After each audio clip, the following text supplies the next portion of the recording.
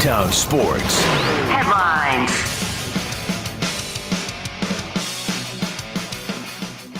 I'm Christopher Lott with your Sactown Sports Headlines. Sacramento Kings are back in action tonight against the Phoenix Suns.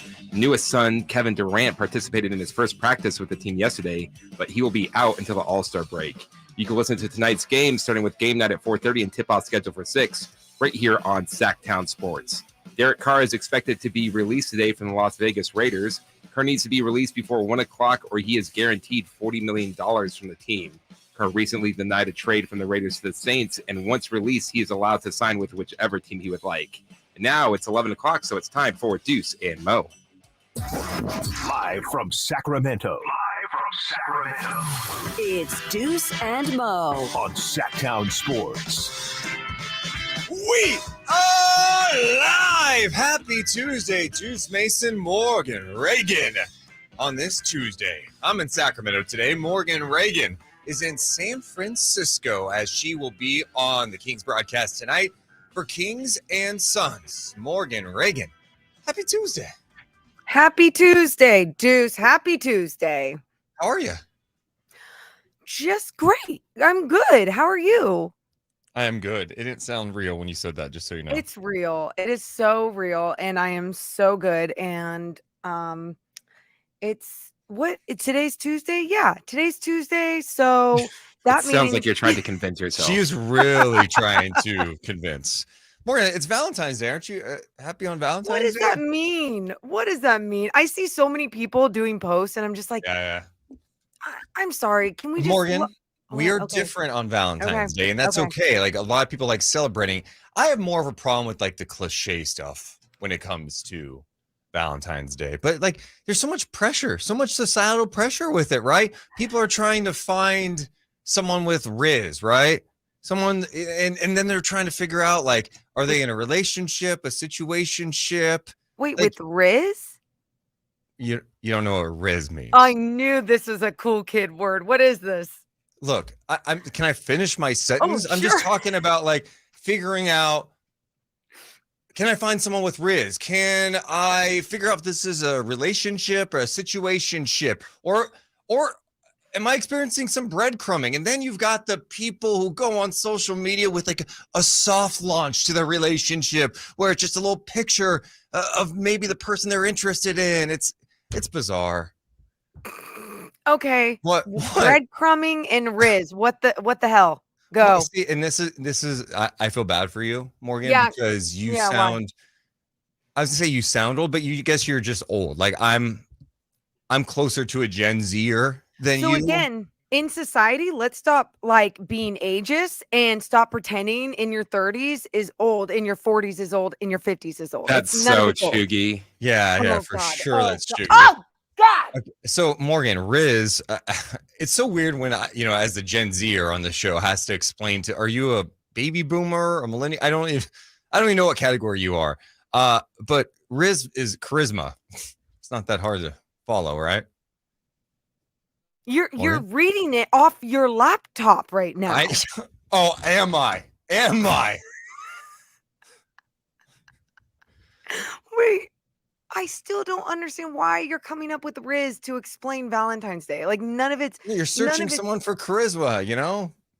But why is that? Oh, on your phone. You were looking for it on your phone. Either way, it doesn't matter. The way that you're searching, like, be more prepared if you're going to try and be a Gen Zer, if you're going to try to act cooler than you are. But yeah, I'm sure all Gen Zers out there right now understand Valentine's Day and the societal pressures that come along with it. Plus, the amount of money these corporations make doesn't matter. It's probably not even a Hallmark It's just like Christmas, card. though. It's just like Christmas, right? No, Christmas. There's like it's a month. It's a spirit. It's like and I'm not even just Christmas. There's Hanukkah. There's Kwanzaa. You know, like there's everything that's celebrating this month and this time of year. Where Valentine's Day is one day for corporations to make money on and for couples to just feel the extra love that day. How about you feel it on February 13th? How about February 11th? That's a great day too. Yeah, I think there are a lot of people out there that probably agree with you, but it's just like, hey, you have to go get roses. You have to go get a card. I guess my question today is, we come across as very anti-Valentine's Day. I'm not anti-love, though.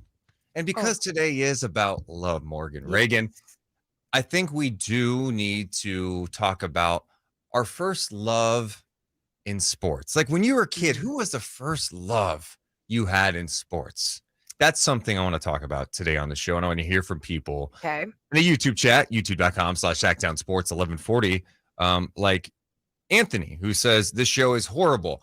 Yeah. I want to hear from people like that. What was your first love in sports? Like, do you remember the first time you're like, oh my God, like I just love this person or this team? What was that moment when you were a kid? Like for me, growing up, 5 years old, I've told Morgan this story before. I've told some others.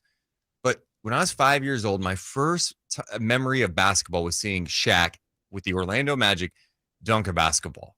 I fell in love. I was obsessed with Shaq. That was my first sports love, was Shaq in Orlando, because I'd never seen that. As a little kid, 5-year-old, who is this 7-foot guy dunking the ball? His shoes are so big, 22, triple E or whatever. I fell in love. That's really cute. And that's really sweet. Is that what made you actually fall in love with basketball too? That's what attracted my attention for the first time. Yes. I have my first love, and I feel like half the world knows who my first love was. Chris Webber. It was His Chris smirk. Webber. His smile. I tried to pretend to do his smile. He played so well. Was that kind of what you're going with?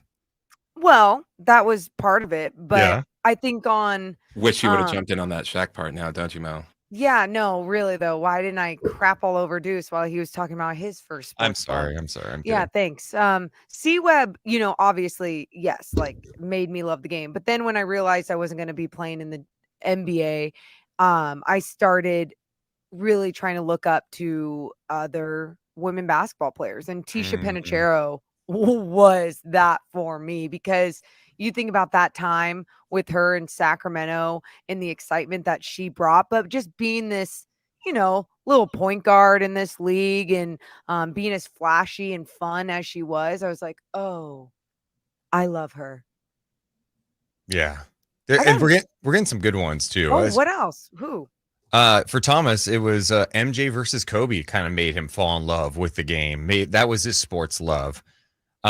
Jamar in the chat says Kobe Bryant, 2010 Arco Arena. I was 7 at the time. Okay. And then Curtis says, my first love was Jeff Garcia, LOL. It's funny because as a kid, sometimes your first love, it doesn't make sense. Think about in real life, your first love sometimes, I mean, they end up being losers down the road. Or you're like, how did I like that person? Right? You know what I'm saying? Yeah. So sometimes you fall in love in sports with something that wasn't that good, but it's your first love. What was the first moment you're like, oh my God, I just love this person or love this team, the moment, whatever it was. You can hit us up on the YouTube chat, youtube.com/Sactown Sports 1140. Also, 1-800-920-1140 and 339-1140. Morgan, it's a big game tonight. Kings and Suns. Huge game. Super excited. There's so many different angles going into this game, even without Kevin Durant there yet. No KD. It sounds like he's going to be back after the All-Star break. But the last time these two teams played, it was November. The Kings ended up losing that game. They had lost 3 in a row. That was the last time they lost 3 in a row this season. As you look at the Western Conference, all these teams have been up and down with injuries. The Kings have probably been the most steady team in the West, right? They've been in this number 3 seed for like almost a month now, which is pretty wild. And no matter what happens tonight in Phoenix, they will be in the number 3 spot, which is an achievement. But last time they played the Suns, Devin Booker went off, had 44 points.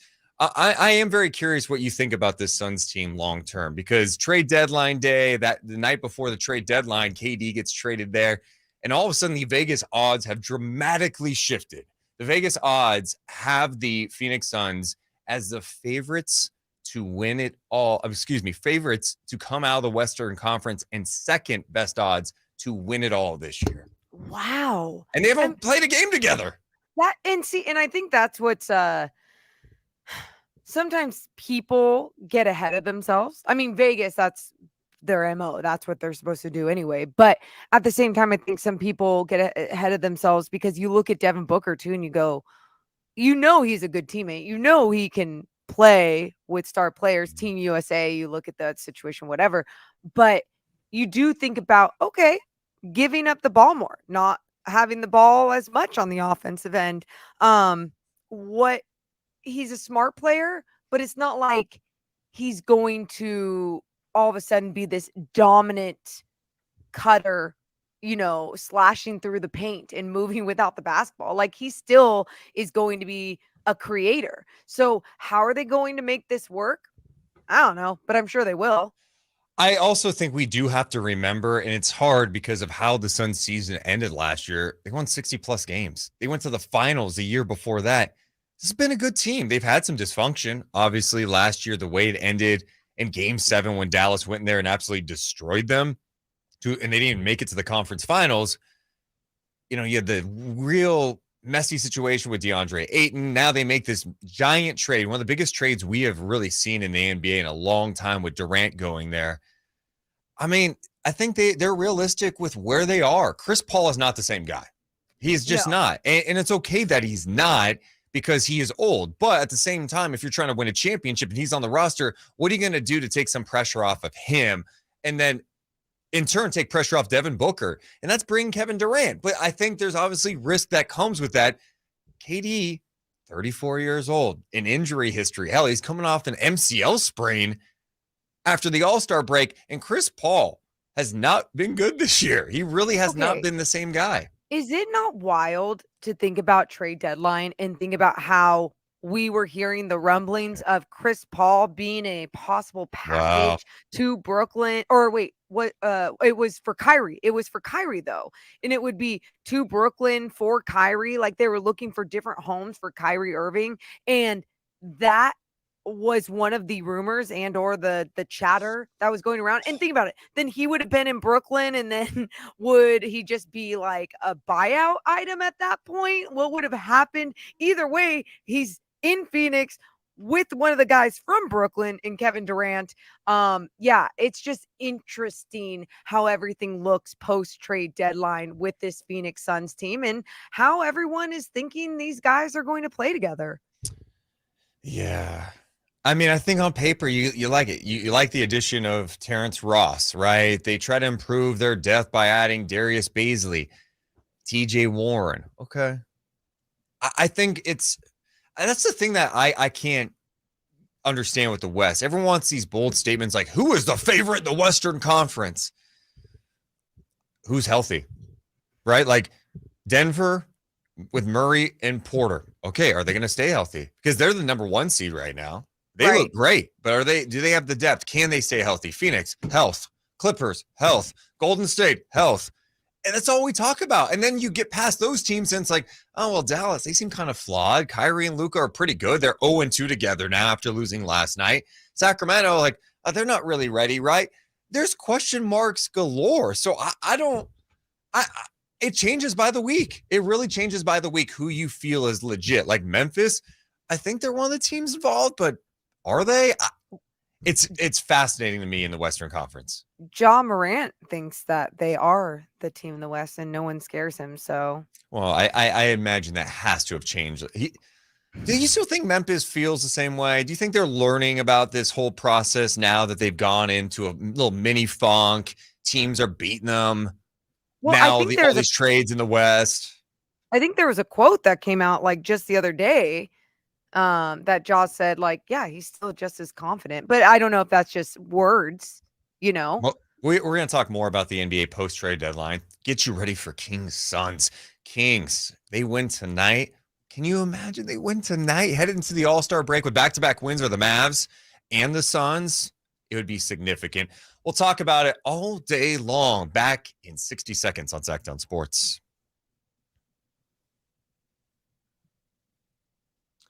What's up, YouTube chat?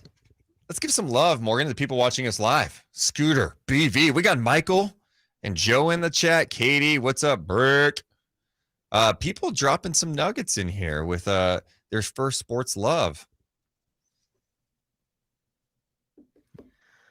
Oh, so many first loves. Are you okay? Are you okay over there? You know what's funny? I think I need to turn off these lights. I think I'm having like anxiety attack. Are you being real right now? I'm being serious. You feel overwhelmed? Let's take a deep breath. Namaste. Okay. You just feel overwhelmed right now, or what? I think I'm better.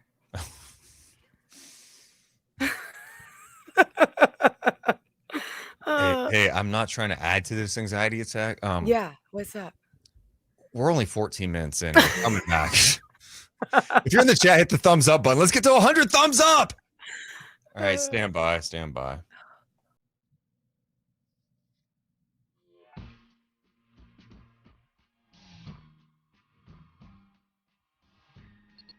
Deuce and Mo on Sactown Sports. Deuce Mason, Morgan, Reagan. Live each and every day, Monday through Friday, 11 to 2, right here on Sactown Sports. You can download the free app, Sactown Sports, in the App Store. And actually, I'm going to advise you guys do that. The people who drive around their cars, so just download the app if you can. It just helps you out, right? Because sometimes you go through pockets of the air where it's like, literally, I'm like driving in today. Around the corner, it did that to me. Like, what? Really? Too close. But guess what? You get the app, you don't get that. Also, you can watch us at home. Put us on your TV. Watch us in the office. YouTube.com/Sactown Sports 1140. And you can chat with all the people there. A lot of people talking about their first sports love on this Valentine's Day. Morning, Reagan. I said Shaq. Others are saying, let's see here. I want some other examples of sports love from the people in the chat. Someone said Spud Webb. Okay. Jake said Jason Thompson. Hey, again, you cannot hate on any of these because sometimes you're a kid and you just fall in love with the player. You don't know why. It's just like your first attachment. Aw. I'm trying to think of good examples of where you would be mad at someone for their first sports love. Ooh. I mean, Rick Fox, Robert Ory. Ooh, that's a good one. Like, what's wrong with you if those are your first ones? I thought you were going to say like OJ or John Walker. Yeah. John let me just tell you, there's something before the Subway thing, Rocker. Yeah, something like that would be bad. Let's go to the phones and check in with Sam. Sam, what's up? Hey, how are you guys doing? Oh, we're so good. What's up, man? Two quick ones. So this is late 80s, and I happened to be up on a Saturday. I caught Hulk Hogan versus Mr. Wonderful in the cage. Okay. And became a Hulkamaniac after that. Yeah. The second one was late 90s, I believe, and a special report on the local news channel saying Vlade had came to Sacramento, I think as a free agent or a trade, don't remember. Anyways, they ended up sneaking the playoffs, had a really good series with Dallas, and then I got hooked, and it's been a long time since the Kings have. So you're saying Vlade was one of your first sports loves? Yeah, I grew up in Southern California when he played for the Lakers, and could have been a Lakers fan, but didn't care for LA when I was a kid. Still don't care for LA. So that's awesome. I got on that bandwagon when they had that series with Dallas way back then, over 20 years ago. Well, Sam, thanks for calling, man. That's funny that one of his first mentions of sports love happened to be a wrestler. Does a wrestler count? Because mine's kind of weird. No, wrestling counts. Absolutely. So the first wrestler that I ever liked was the Honky Tonk Man. Who? Yeah, Morgan, it's one of the worst wrestlers of all time. What? You had the longest reigning Intercontinental Championship runs of all time. Gunther's on line 1, and he's about to pass it. Oh, they still have the Intercontinental Championship? Never see it get defended. Honky Tonk Man like a bootleg Elvis? Yes. See, and then here's the thing. So I think I was like 3 or 4, and one of my favorite movies at the time was La Bamba. So I didn't make the Elvis Honky Tonk Man connection. I made it the Richie Valens Honky Tonk Man connection. So stupid. And then if you want first wrestler I ever hated, Papa Shango. Oh, really? He just scared me. He scared me. So my first my first loves in wrestling then, if you want to go wrestling for a second, Ultimate Warrior for sure. But my mom loved Brutus the Barber Beefcake. What? In fact, we had a guinea pig named Brutus. And it died. How did it die, Deuce? For some reason, the cage we had was made out of an old TV, and we left the guinea pig outside. In the wintertime, I think it just died. Like, what are we doing, Mom? I don't know Wait. how we got there, but we got there. That's like animal abuse. Yeah, I mean, this is 1990s, different time. Different You time. could abuse animals. It was way more acceptable, Morgan. You could totally get away with that stuff. You guys are cracking me up about this. Yeah, the Rockers are big too, for sure. For sure. So Kings and Suns tonight, Morgan Reagan. Yeah. No Kevin Durant, as you know. No Malik Monk for the Sacramento Kings. Suns also without Landry Shamet and Cameron Payne. So their depth takes a bit of a hit. Some post-trade deadline stuff that came out. Mark Stein, going back to what you were kind of saying about the Kyrie Irving thing. He says league sources say that Durant told the Nets shortly after Kyrie's abrupt departure that he wanted to be traded immediately to Phoenix if a deal could be struck, but without the public knowing that he had requested a trade for the second time in 8 months. So he didn't want that to get out there. Well, I guess it's out there now. And then the other thing that was in there was just that the Suns were definitely interested in trying to get both of those guys in a trade. Like they were maybe trying to land both KD and Kyrie at one point. And there's just talk that Kyrie may end up just leaving the Mavs after this year and head to Phoenix, which is be insane. I mean, you were watching that too, the Dallas game last night. Dallas and Minnesota, where Minnesota's up by 26. Dallas comes back because Kyrie goes off in the fourth quarter. He had 26 points, took over late in the game. They're down 3. They've got the ball. Who's going to take the last shot? It was a little hot potato. Now, give Minnesota a ton of credit.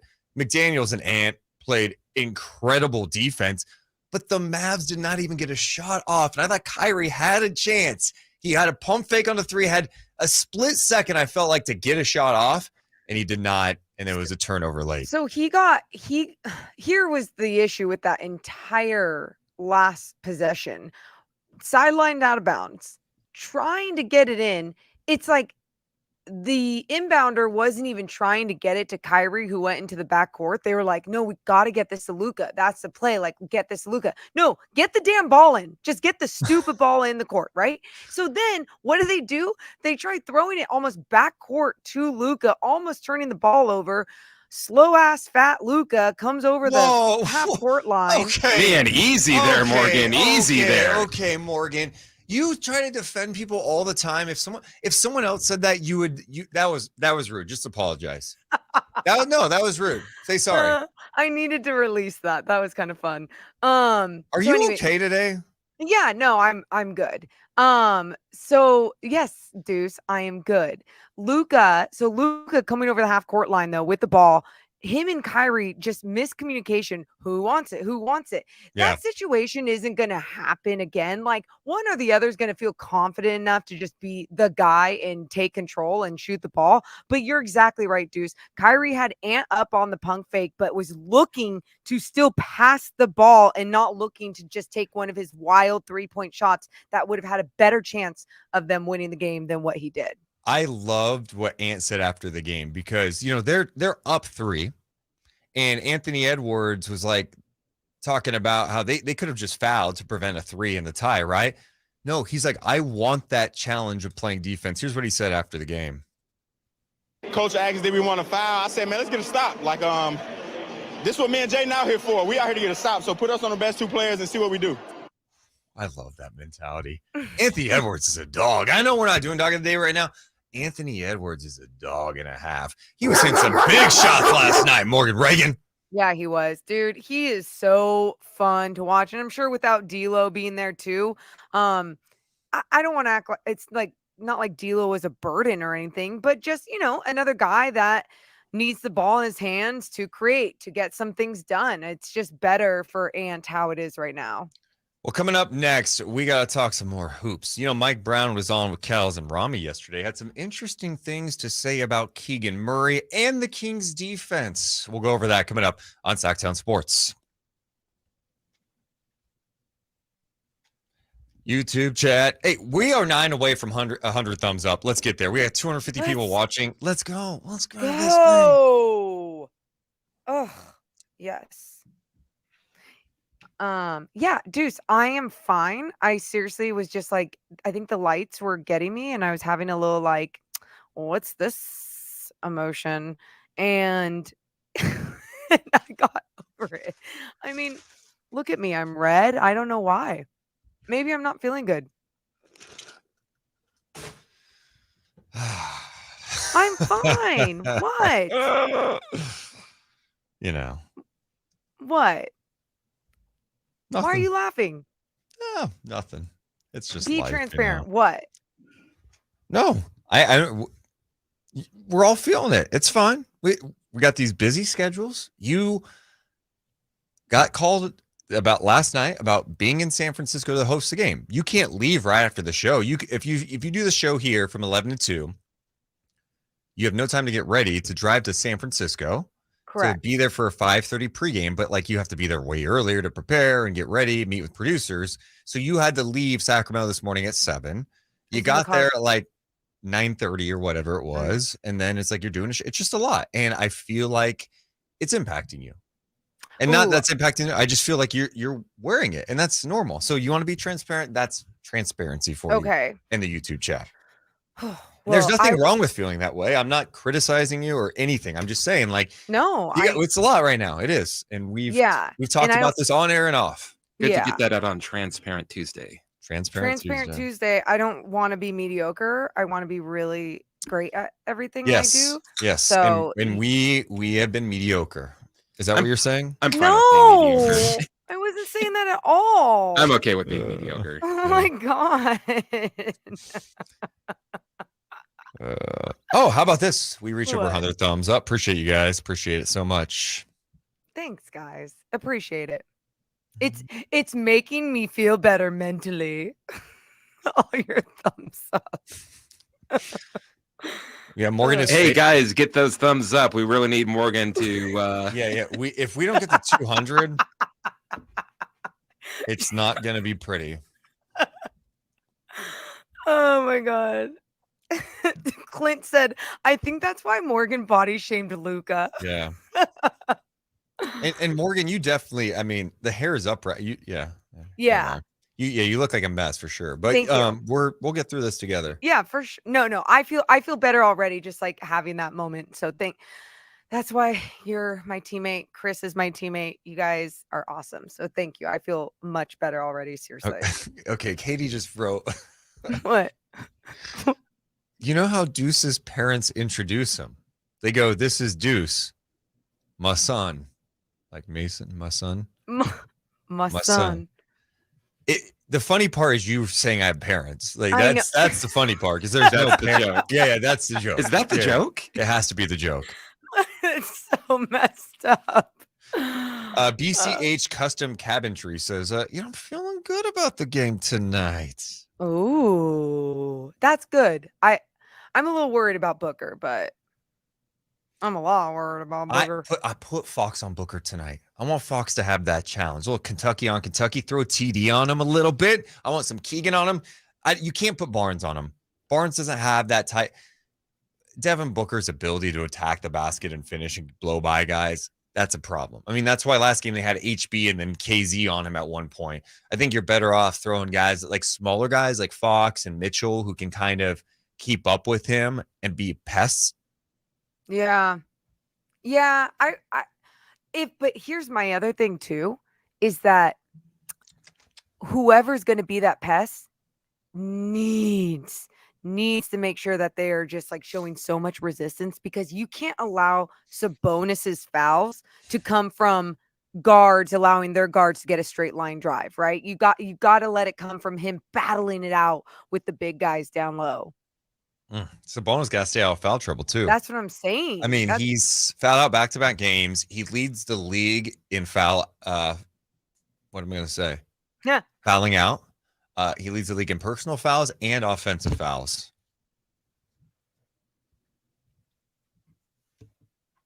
He'd gone through a stretch where he's doing much better about that, but last couple of games. I hate that we made a point of how he got much better at that, and then he fell out. No, exactly. I think guys are a little tired right now. They've reached. I also think there's something to. It's similar to like when you're in school and you know the break's coming. Stand by. .com. Sactown Sports. Headlines. I'm Christopher Lott with your Sactown Sports headlines. Sacramento Kings are back in action tonight against the Phoenix Suns. The newest Sun, Kevin Durant, participated in his first practice with the team yesterday, but he will be out until the All-Star break. You can listen to tonight's game with Kings with game night starting at 4:30 and tip-off scheduled for 6 right here on Sactown Sports. Derek Carr is expected to be released today from the Las Vegas Raiders. Carr needs to be released before 1 o'clock or he is guaranteed $40 million from the team. Carr recently denied a trade from the Raiders to the Saints, and once he is released, he'll be allowed to sign with whichever team he would like. And now more of Deuce and Mo.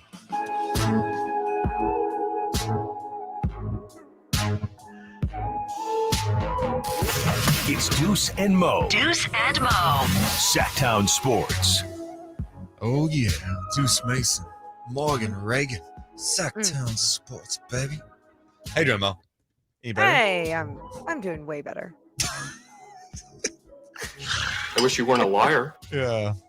No, I'm not even joking. I think one of the funnest things about doing a show with you guys so far is just how when something's up, we're very transparent about it, because it's like you're spending 3 hours together talking with a community of people. I'm gonna let you know what's up.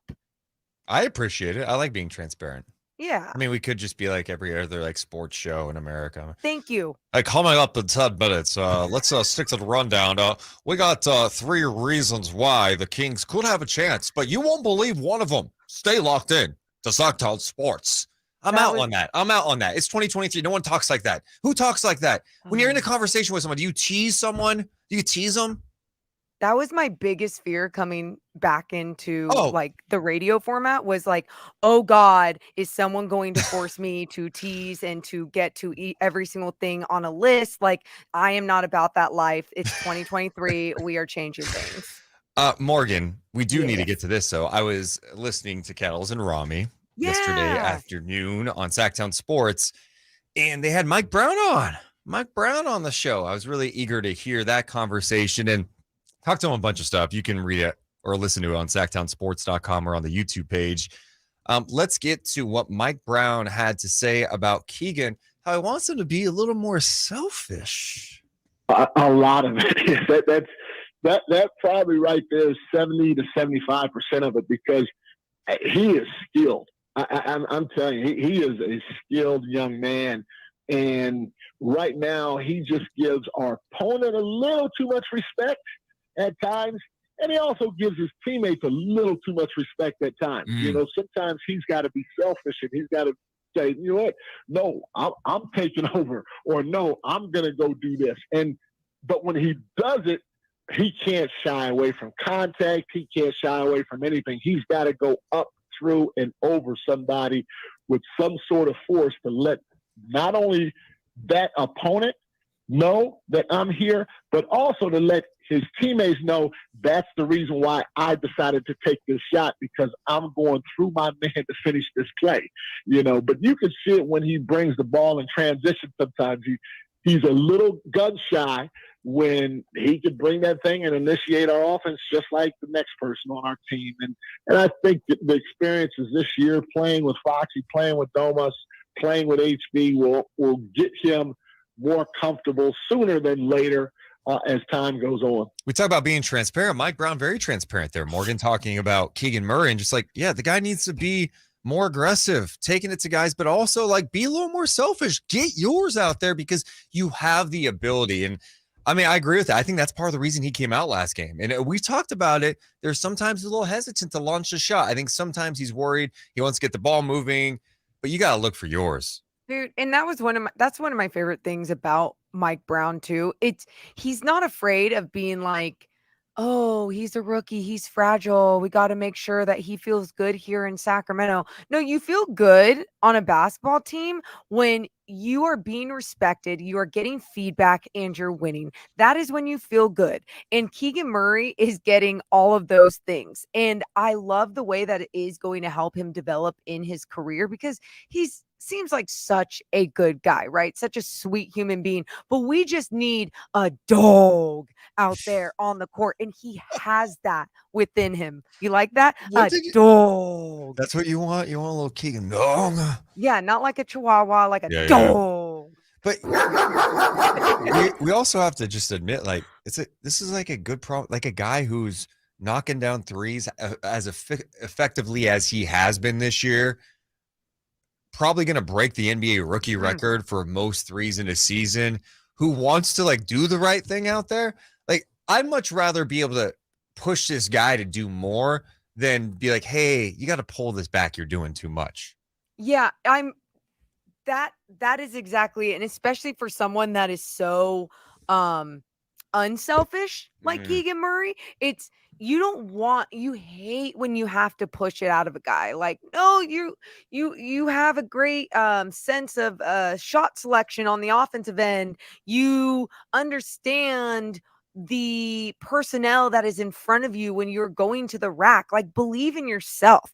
Do it. Your teammates are not going to get mad at you possession after possession, because for the most part, you're making the correct choice anyway. And I feel like he's the type of guy that would worry more about, oh, what are they going to think? I don't want them to think I'm selfish, than thinking of anything else. The other thing that they asked him about yesterday on Cals and Rami, you can hear that 2 to 6 on Sactown Sports, was the Kings defense. And just kind of like the consistency. You have that 45-point quarter you give up Friday night against Dallas, and then you do pretty well against them the rest of the game, and then have moments on the game on Saturday night. So, Mike Brown, what's up with the inconsistency on defense? Yeah, a lot of it is we're just not quite ready. You always want to be ready or be better sooner than later. But this thing takes a process, and I have to keep coaching them hard. I have to keep helping them grow, and they have to also keep embracing it the way that they are.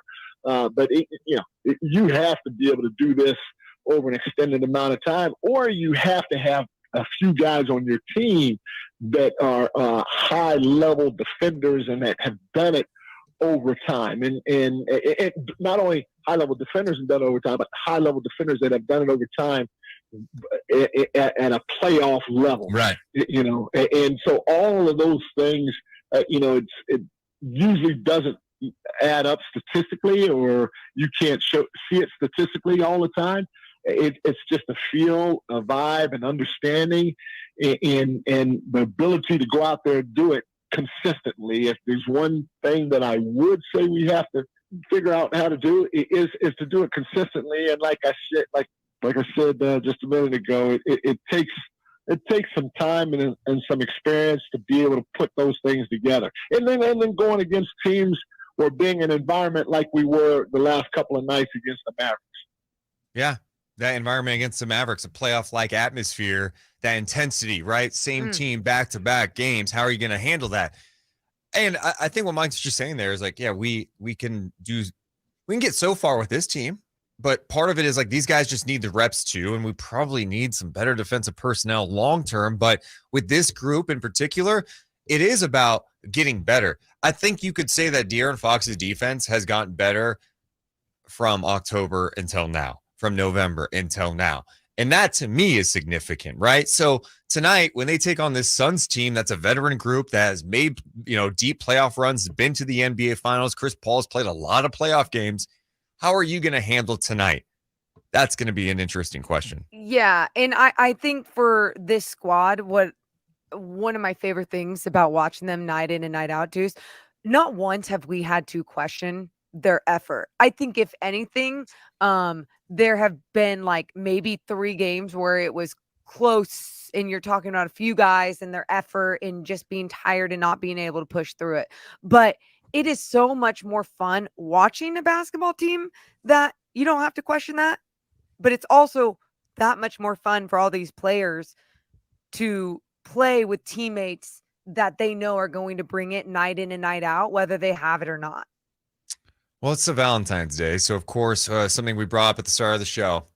Who's your first love in sports? You can hit us up 339-1140, 1-800-920-1140. It's Deuce and Mo on Sactown Sports.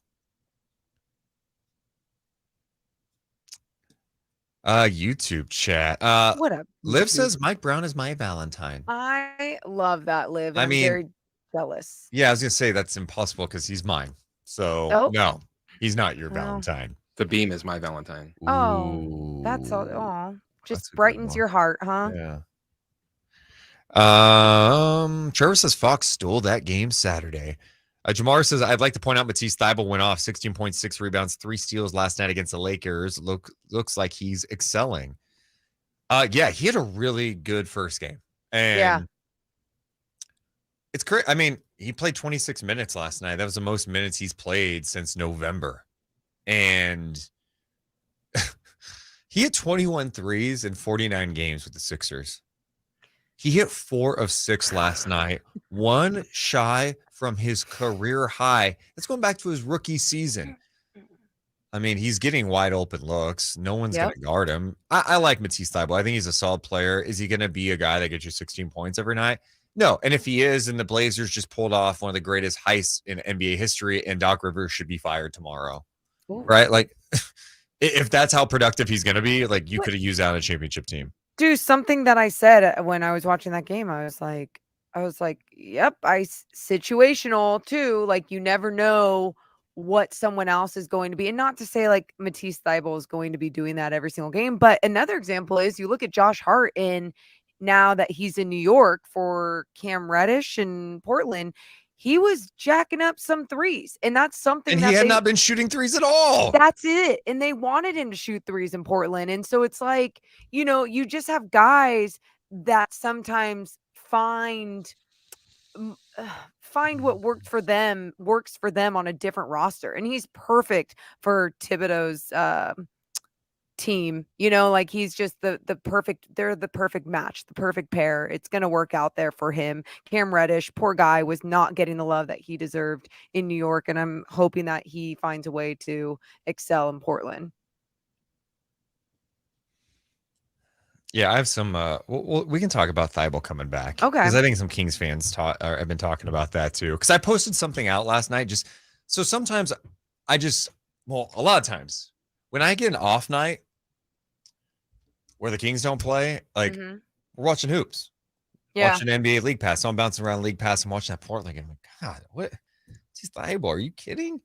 And so I like tweeted out that stat I just gave about the 3-pointers, and all these Kings fans like, oh, Monty, what did he blah blah blah? We're gonna regret not getting him. I'm like, oh, this wasn't meant to be a Kings thing. I had one guy go, oh my gosh, it's just his first game. Okay, I've seen Kings players hit 4 threes at a game. I'm like, oh, I'm just watching basketball on a Monday night. I'm not like this is not like some agenda I'm pushing. I'm just referencing. Wow, it's pretty crazy. He didn't hit a lot of threes in Philly, and he hit 4 tonight. That's exactly what someone with an agenda would say. Yeah. I'm pushing the Matisse Thybulle agenda. Oh, sorry, we're not good enough to get Thybulle, Deuce. Yeah, what's up? Dude, the other guy we need to talk about today is Ben Simmons. Oof. What'd he do? He played exactly 13 minutes last night off the bench. Oh, Jacques Vaughn had some comment. Well, all right, stand by. Okay.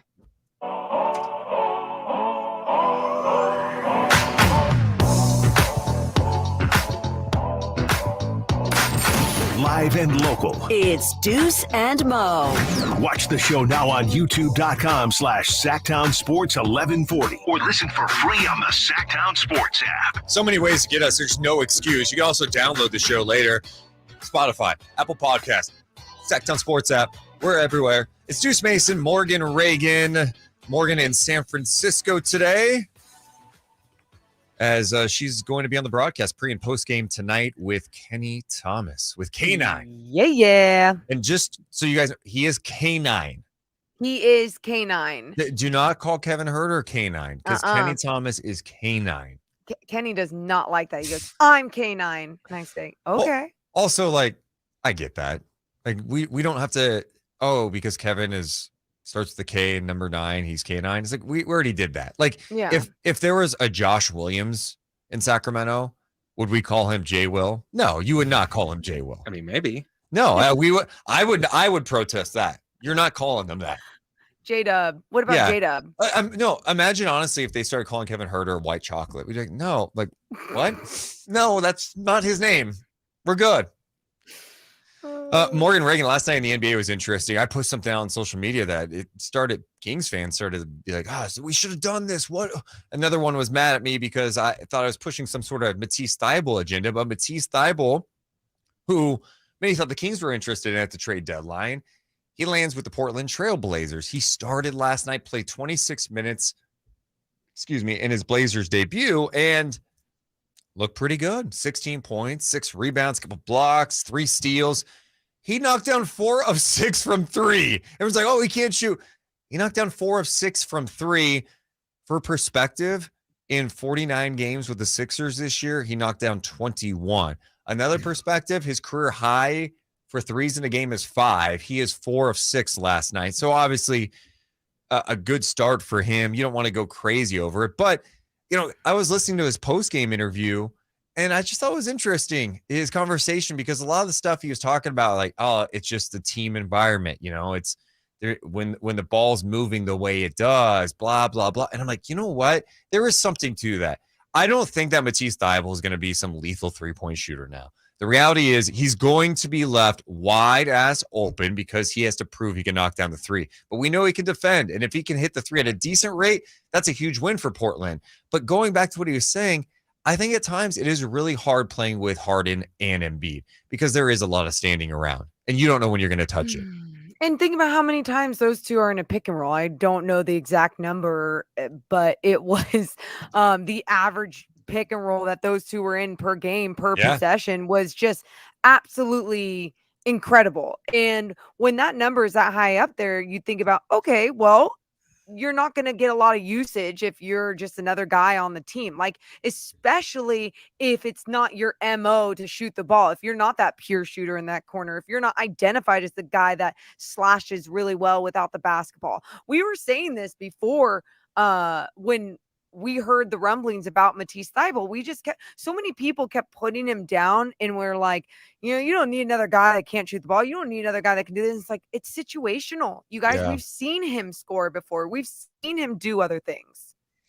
Well, another guy that the Kings were interested in at the deadline was Jared Vanderbilt, and Sam Amick, our buddy, was on the Ringer NBA podcast, and they're talking about Vanderbilt landing with the Lakers. Here's what Sam had to say about the Kings and Vanderbilt. Vanderbilt going to the Lakers, it's a second level move. But to me, in part of it is I'm based near Sacramento, and I know the Kings were pretty disappointed that they didn't get Vanderbilt. They were in on that. They were trying to, I think, do 2 seconds, like we talk about the second conversation.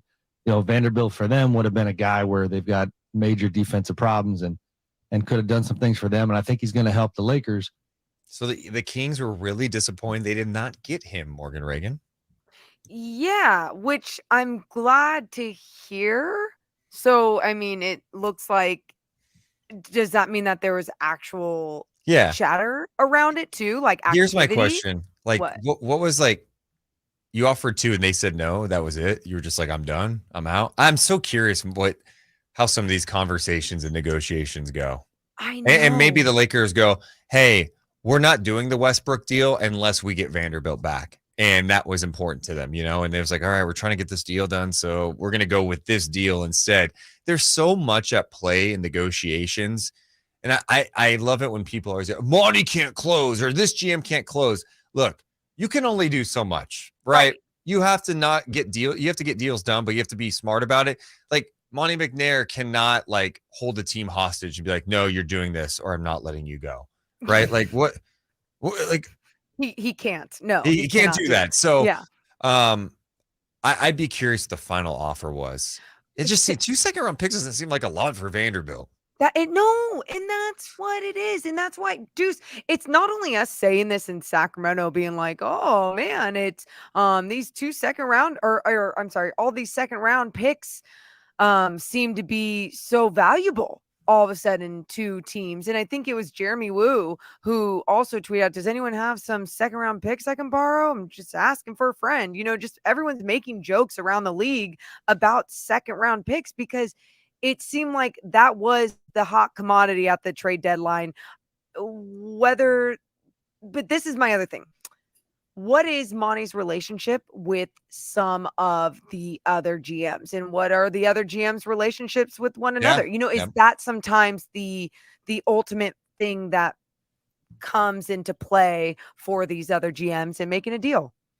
Yeah, Blake in the chat on youtube.com/Sactown Sports 1140. Appreciate everyone being there. We are closing in on 200 thumbs up. Just hit the thumbs up. It helps us grow. Thank you. Blake says Monty has good self-control and doesn't capitulate to other GMs or fans or media. Yeah, who cares about what anyone says? You got to do you. I mean, if Monty made moves based on fans and the media, Sabonis wouldn't be here. Facts. And Jay and Ivy would be here, right? Like the list goes on. Like I'm gonna go ahead and just do your thing and own it, honey. Yes, I actually thought you legitimately said that, Morgan, because you're right. Own it. I do want to squeeze in a phone call at 339-1140, 1-800-920-1140. We have some people hitting us up with their sports loves today since it is Valentine's Day. I'm not into Valentine's Day. It's not my thing. I understand people are into it. I've got some advice for you guys too out there if you'd like it at some point today. We love Deuce advice. Yeah. It's part of my book I'm working on. My Deuce's rule book, right? What is there laughter in the back? Was that you? No, that there's just I'm just in Maybe an in your office head. full of people. Okay. But I mean my door's shut, but there's no, still it sounded like they were laughing at me giving advice and I got offended. No one can hear you. Okay. You're only in my ears. Let's check in. Hey, Ben, how are you on this Valentine's Day? Hey, guys, I'm great. Happy Valentine's Day. Yeah, do you get something for your person? Or do you have a person? Okay, yeah, I do. My wife, and I'm actually coming back from the store right now. I just got it. So, hey, look, I'm going to just give you a piece of advice right now. Oh, okay. Let me guess. You got like a dozen roses, a balloon, and a card. What minus the balloon, substitute that in for some lottery scratchers. They're going in the. You know what? I respect that. I respect that a little more. Be a little different. Be a little creative. I'm going to give you a C- for that, just because we don't have to do the roses. Like we could change it. Go get tulips. All right. Go do something different. It doesn't have to be this. Everyone does the same thing. Oh, here's a box of chocolates. And they're also gouging you for the roses right now too. Yeah, exactly. You would have been better off I don't know, hear me out, 2.5 weeks ago, you just pick up some roses after work and drop them off. And she's like, oh my, what's this for? Hey. Yeah, half the price, double the surprise. Yes. Thank you. Well, let's get back to the real topic at hand. You have a sports love. Who was your first sports love? Well, outside of you guys being my sports loves, I would go with JT Snow of the Giants. Nice. Why? Yeah. You know what? It was the first ever professional sports game I went to was a Giants game at Candlestick, and then just grew my love of the Giants, and then I liked his defense, and then he saved Barry Bonds' son at home plate too. So yes, you mean Dusty Baker's son. Oh, Dusty Baker. Yeah, you're right. Yeah. But no, great knowledge. JT Snow. And just a handsome dude. Yeah, good looking guy, great with the gloves, and just love it. So thanks for taking my call, guys. Hope you guys have a good day. All right, Ben. There you go. Ben. That's cute. Yeah, see, everyone's got their first sports love. Yeah. Everyone talks about their first sports crush, sports love. Also, Sydney in the chat says, I like how the guy who doesn't participate in Valentine's Day has advice for the people who are participating. LOL, classic. Look, I have participated before. And? You know, maybe it goes back to my childhood. Maybe it's the pain I felt on Valentine's Day in my childhood. I had some bad childhood moments on Valentine's Day, and maybe that's why I feel the way I do. Wait, get to one of your bad moments. Which one? Just name one, man. I don't know. Okay. Valentine's Day, 1998. Yeah. Might have been 98, this one, actually. I think I felt love. I wanted love as a kid, right? Oh. Wasn't getting any at home, probably not enough. And so Valentine's Day is like, who's going to be my Valentine? But, you could never give anything. We didn't have anything to give. So Beanie Babies were huge at the time, right? Remember Beanie Babies? Oh, yeah. And I'll never forget Tiffany in my fourth grade class. I knew she loved cats. Well, my sister had a bootleg Beanie Baby. It wasn't a TY. It was like a bootleg one. I took That didn't have the tag. I did not have the tag. Non-official Beanie Baby. I took it and gave it to Tiffany at school the next day and asked if she'd be my Valentine. She said no. Did she keep the cat? I don't remember. That's I love that. That's just one example, and that sounds awful and traumatizing. And this is also why I hate Valentine's Day. The pressure it puts on little kids. Awful. I've got a 7th grade one coming up next hour, Morgan, if you want to lead off with that. Great tease. There's a tease for you. Oh, my goodness. Yeah. We'll continue on this Valentine's Day to talk about our first sports love. What made you fall in love with the game? Who was a player that made you fall in love? Hit us up, 339-1140, Andrew, 920-1140. We'll also get you closer to Kings and Suns on Sactown Sports. Do you know Tiffany still? I mean, do I know her? I mean, I have memories of her. Sure. Do you mean my friends or no, Deuce? You missed her. Like, I had a friend in kindergarten, and I still remember this, and we follow each other on Facebook. You're like, I don't know. Like, I don't use Facebook, so I think I might have been Facebook friends with her. I have been curious what she's up to now. You know, you always just have these curiosities, like, hey, what happened to that person? You should check 20 Valentine's Day years later. And get a real cat. Beanie Baby this time. Yeah. But the messed up part is like, you guys are, the bootleg part, all that's funny. It was my sister's. Yeah. I stole it from my sister. Like, she lost her little bootleg Beanie Baby. Love will make you do wild things, dude. Yes, it will. Yes, it will. Steal your sister's Beanie Baby. Oh my goodness. You guys are so awesome. Who stayed with Deuce longer, Tiffany or his dad? I was never with Tiffany, man. Oh my God. There should be a Senior Infermo says there should be a segment on Deuce's childhood trauma. Every day, I feel like if there was a 5-minute segment, he would have a brand new story every day for at least a year. I don't know if I'd like that. I'm holding back today. Oh. I'm holding back. I've let it all out today. So yeah, even Clint said, Morgan's in a better mood. She busted out her return from break dance moves. I didn't see it. That's okay. Oh, man. Do I have time? I need to tinkle. Go tinkle. I need to take a walk. Who let the pee out? Who let the pee out? Who? Hey, Deuce.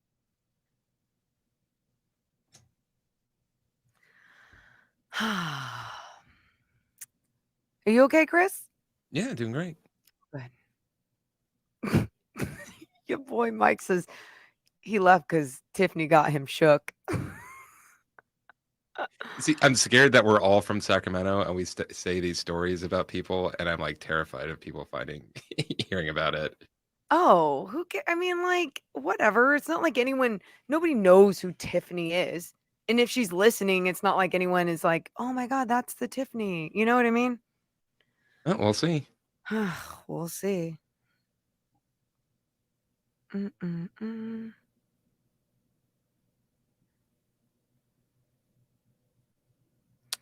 Okay. Who let the pee out? Who?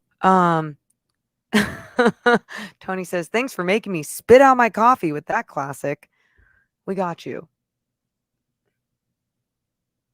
Oh my God.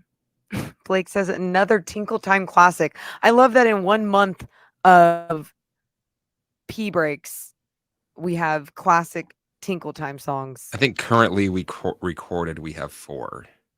Wow. Elvis, Who Let the Dogs Out one, Aretha Franklin, and there was one you were working on yesterday, but we didn't quite. Yeah. Hey, Deuce. Hey, Deuce. Yes.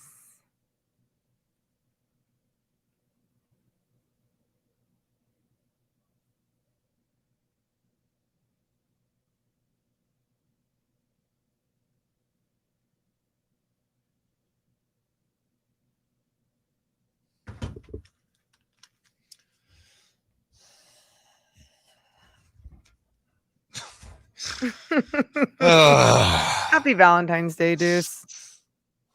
Namaste. What's Yeah, going on, dude. YouTube chat? How we doing today? YouTube chat wants Tiffany to call in now. Can you call me Chris or Morgan, please? My hand's up. Thank you. I don't know why my hand was up.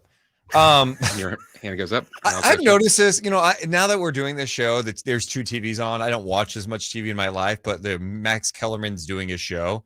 And each week he has Tim Legler on, who is an expert. Yet he is the one that is dropping all the Sactown Sports Headlines. I'm Chris Verlad with your Sactown Sports headlines. Sacramento Kings are back in action tonight against the Phoenix Suns. The newest son, Kevin Durant, participated in his first practice with the team yesterday, but he will be out until the All-Star break. You can listen to tonight's game with game night starting at 4:30 and tip-off scheduled for 6 right here on Sactown Sports. Derek Carr is expected to be released today from the Las Vegas Raiders. Carr needs to be released before 1 o'clock or he is guaranteed $40 million from the team. Carr recently denied a trade to the Saints, and all trades altogether. Once he is released, he will be allowed to sign with whichever team he would like. It's 12 o'clock and time for more Deuce and Mo.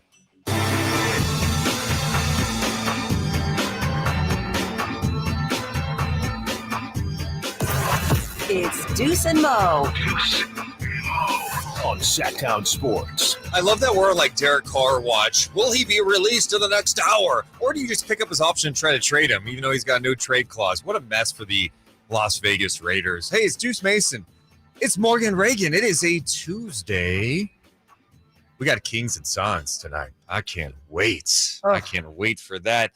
Also, got to give a little shout out, Morgan. You know, we're Sacramento proud around here. We're live and local. How about we were watching the Super Bowl the other day going, hey, man, how about Eagles offensive coordinator Shane Steichen? Like a Sacramento guy, played his high school ball at Oak Ridge. He's been hired today as the head coach of the Indianapolis Colts. Dude, congratulations. Northern California, represent. This seems like a cash grab. Okay. I did not endorse that message from Chris.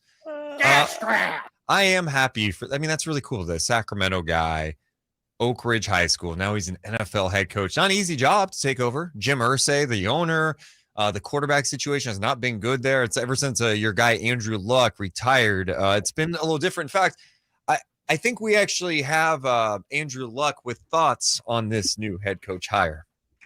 I'm just really excited for the Colts, and I just love football so much that I want them to win so bad. You're Andrew Luck. I don't know That how it's wasn't gotten me. so bad. How did it wasn't change so me. much? I don't know. Like when Andrew Luck was playing, it sounded completely different. Was this me? It's all about like close. Yeah.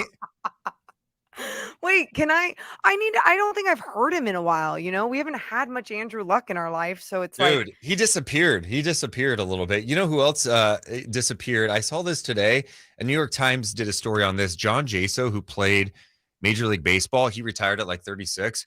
And then he just dipped. Like he lived on a boat for 2 years. He could have kept playing. He had contract offers and he just like lived on a boat for 2 years. Doesn't watch baseball anymore. That's how bad baseball is.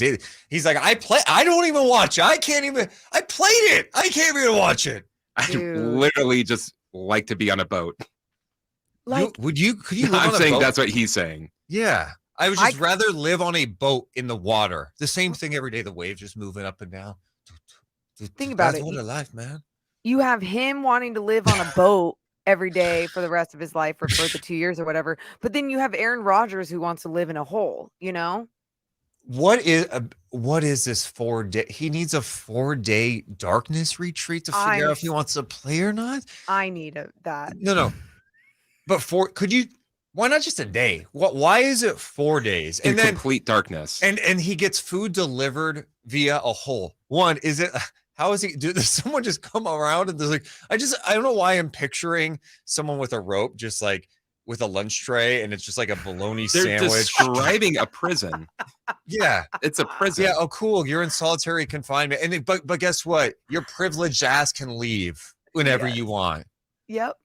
He's in comfortable clothes, probably. I'm just in a dark hole. I just gotta give me a silence. I just need to think. I just need to think about my future for a second. Here's my question to both Yeah. of you. Deuce, starting with you. What would you do in a dark hole? And let's just say 24 hours in a dark hole, you had to be, what would you do?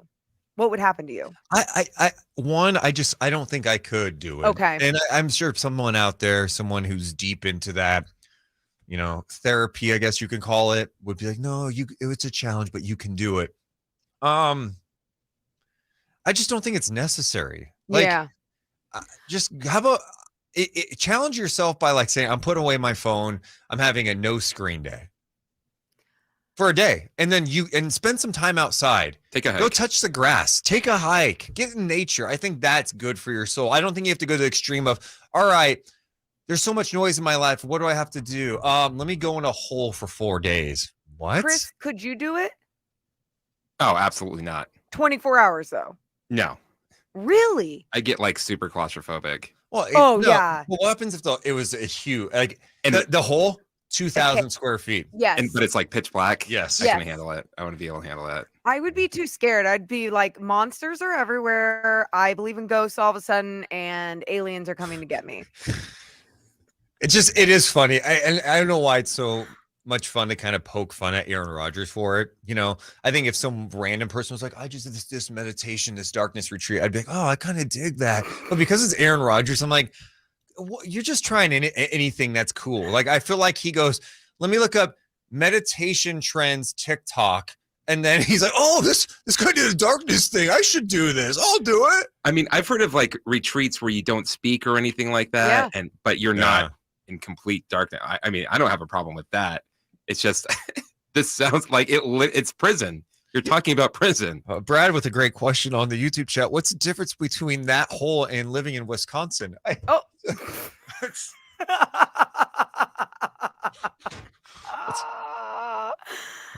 Some would say we've been living in darkness for 16 years as Sacramento Kings fans, Morgan. Ooh, that's honestly, you know what? And now, Kings fans, after 16 years, you are finally seeing the light of what good basketball can look like. So, darkness retreat, just to be clear, he's in the dark, no sounds, no talking, just alone with your thoughts. That scares me. I'm gonna do this weekend. Am I off anytime this weekend? No. Okay. Yeah. I'm off, but yeah. Next time I'm off, I'm gonna do a day where after I'm done working, or if I'm not working, I'm not listening to podcasts or anything else. You but the should. natural sounds around me. I can't handle that. Chris, Both of you. I'll do the dishes, be listening to a sports podcast or something. I'm always listening to. If I'm not listening to something, I feel off. I'm in the shower, I'm listening to something. I think it has to do with our time doing this. Because like when there's no sound and you're working here, something's wrong. Yep, that's what it is. That's what it is, Morgan. So like I'll be at home and they're like, well, there'll be no sound. And I'll be like, oh, something's wrong.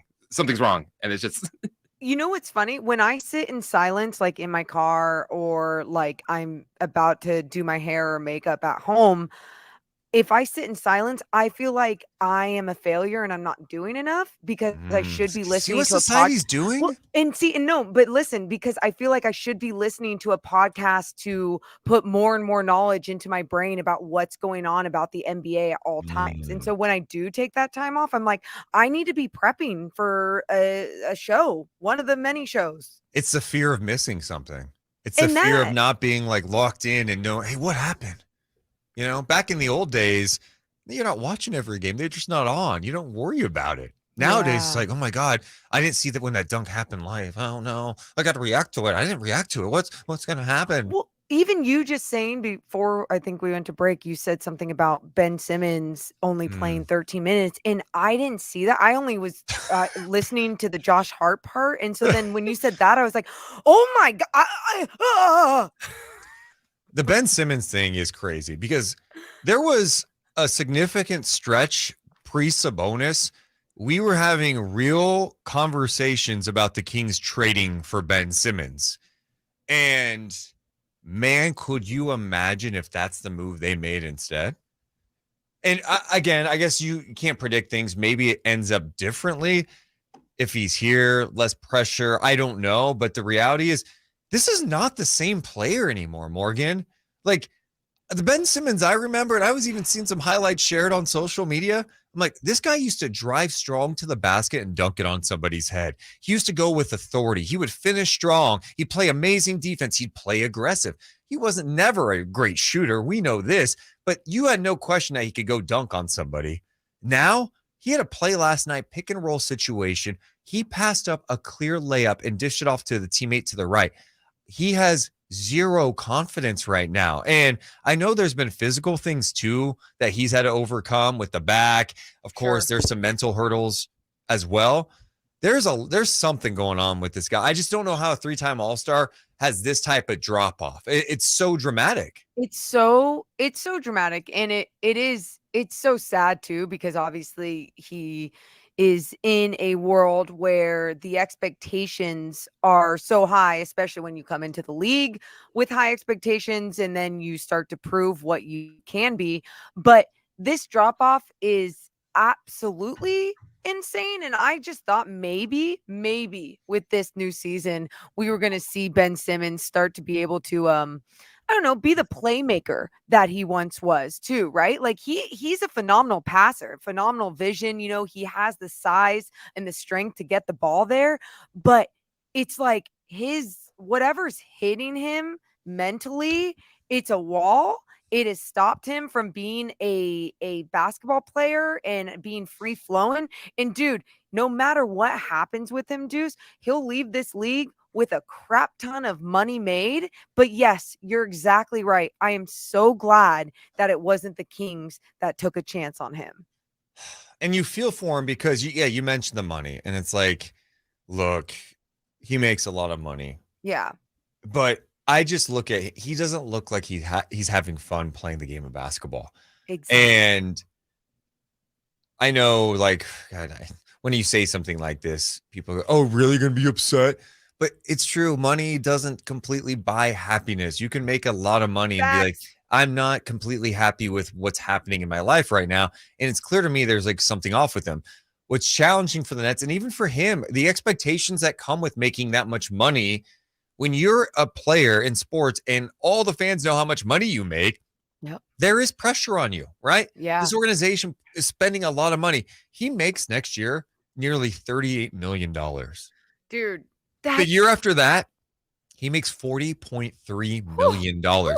He is averaging 7 points, 6 rebounds, 6 assists per game this season with Brooklyn. And you thought, oh, maybe these guys leave and his role changes. Well, listen to what Jacques Vaughn had to say about trying to get the right lineups with Ben Simmons. It's going to be some work that we have to do because you just take a look at what the lineups could potentially look like. You put another big next to Ben, then you got to figure out what the spacing is around him. Then if you put a playmaker next to him, then you got to figure out what Ben looks like without the basketball. Then if you go small with Ben, then you got to figure out, can you rebound enough with him? All right, so the challenges are ahead of us. We'll look them head on. We'll figure it out. We have the personnel to figure it out. Whether it is me mixing and matching throughout different pieces of the game and allowing him to have a group and run with a group, that part we'll figure out. But you see the challenges that lie ahead.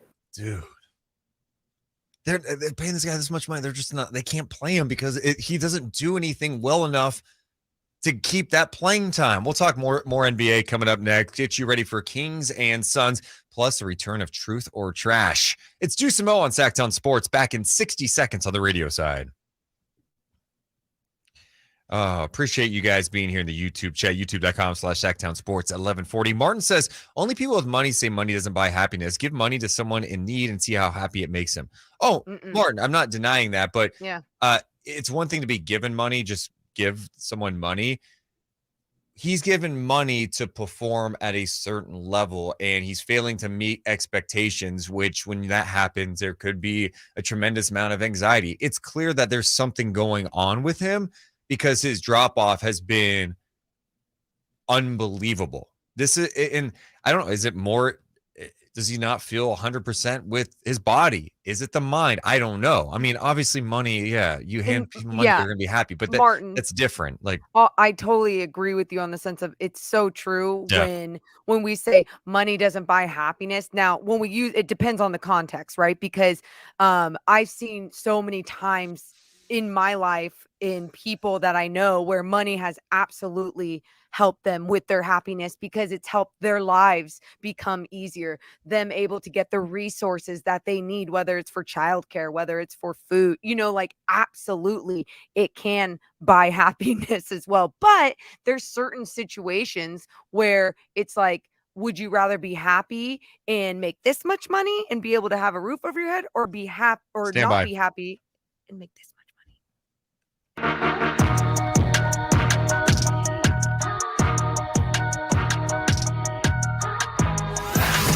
It's Deuce and Mo on your local sports leader. Sactown Sports.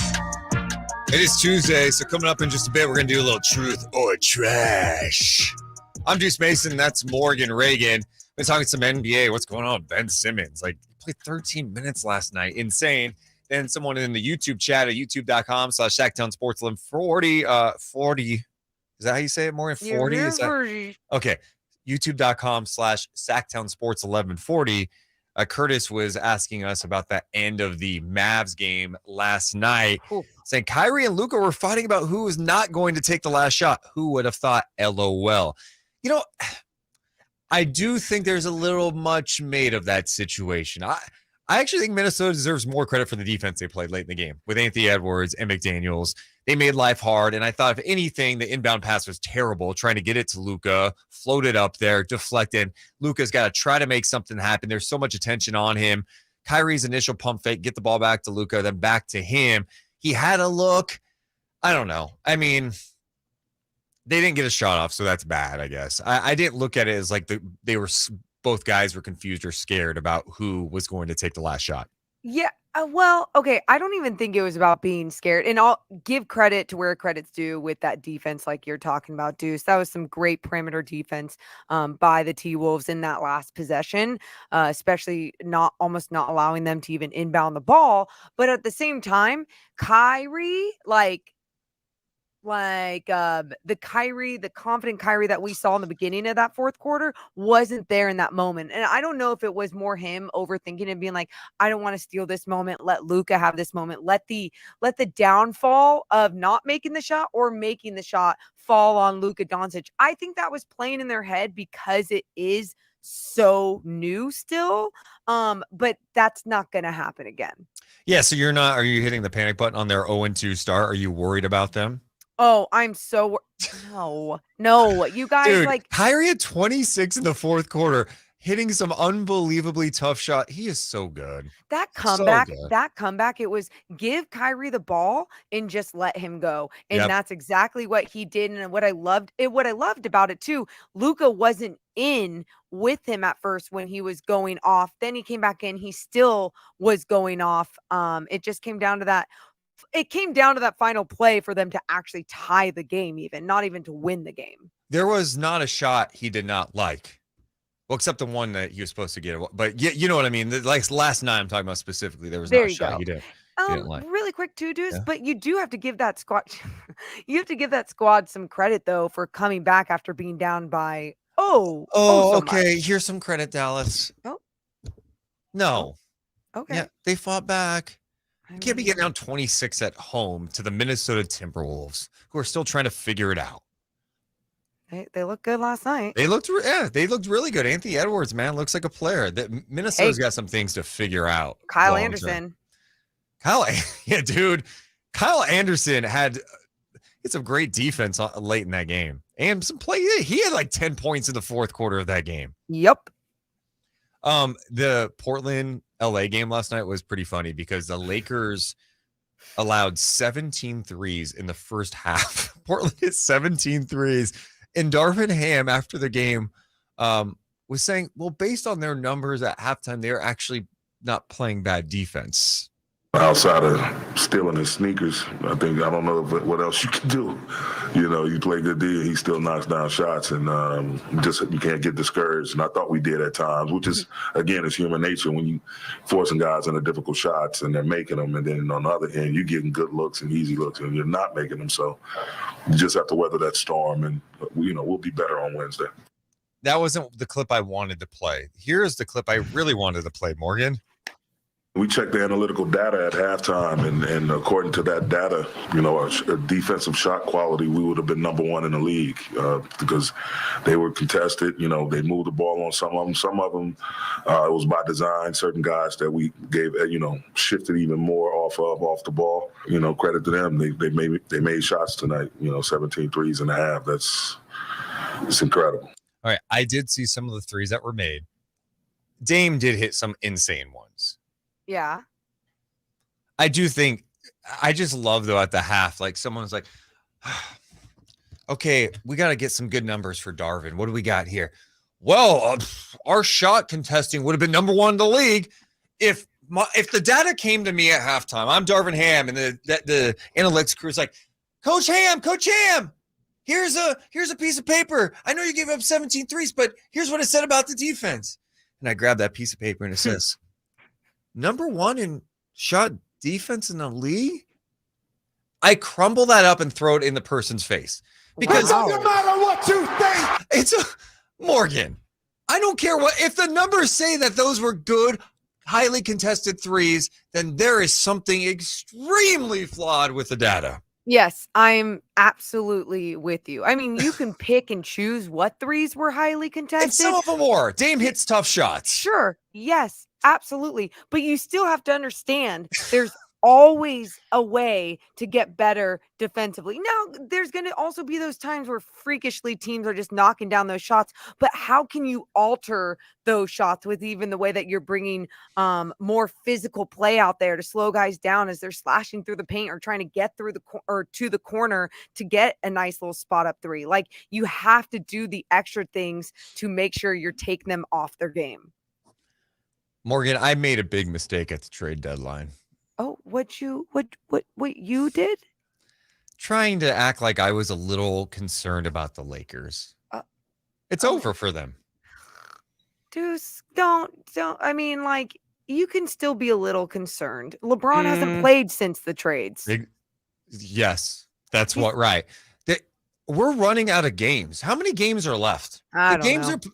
Kings are playing game 57 tonight. The Lakers are in a major. They're 26-31, Morgan. They are 3.5. 26-32. 26-32 is what I meant to say. Yes.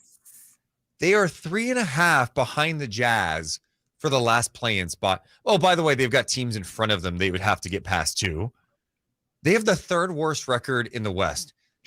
We do this every year in the last couple of years with LeBron, where it's like, yeah, but it's LeBron. If they get back and healthy, you better look out. Like, you can't count them out. No, I think we can. Even if you like some of the moves they made at the trade deadline, hey, they did a good job salvaging Westbrook's deal. They didn't have to give up that multiple picks to get rid of them. They get to look at Vanderbilt. They had Beasley and Russell. Oh, those were good moves. If LeBron's not playing because the ankle's troublesome, if AD is just not in the right mindset, hell, he deleted his Instagram last night, we can bury the Lakers and just be like, all right, we're done with them. They haven't proved it. All of a sudden, we're going to expect them to come together and play legitimate basketball when LeBron hasn't been playing. He's going to come back in the fold and everything's going to go great again for them. It's okay. They're done. They're done. I honestly, I don't know why it took me to this point to actually be like, no, you're not wrong about that. You're not wrong. I wish I had the Undertaker bells, right? You're not wrong. And I think the moves, the tweaks that they made, starting with Rui Hachimura, then getting rid of Russ, and then, Vanderbilt, adding D'Lo even, right? Just adding these pieces, these tweaks around LeBron. Still wasn't going to be this championship team or a team that was going to come out of the West, but you want to make sure that they had a chance. And yeah, you look at where they are today in the Western Conference standings, you're not feeling too confident about where they can be. Oh my God. All right, Deuce. What is this? I was just celebrating. Yeah. Basking. Okay. And the fact that they're just going to be done. They make these tweaks, and love- it's not a month. There. Oh, Here we go. LA Lakers! It is all over. It's a shovel in the background. Rest in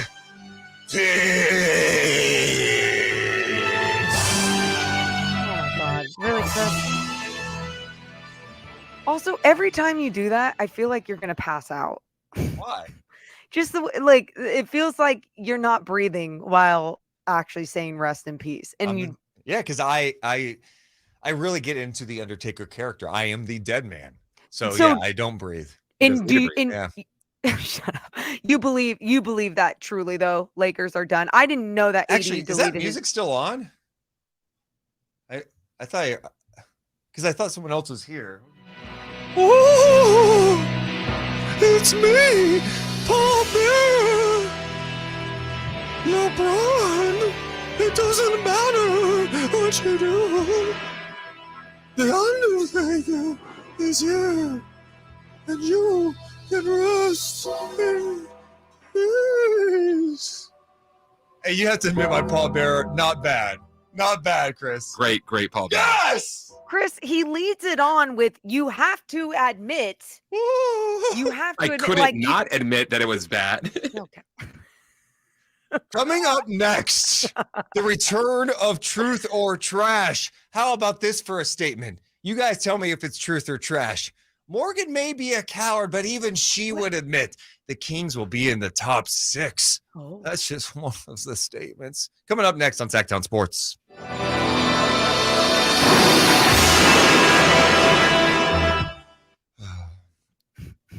YouTube chat.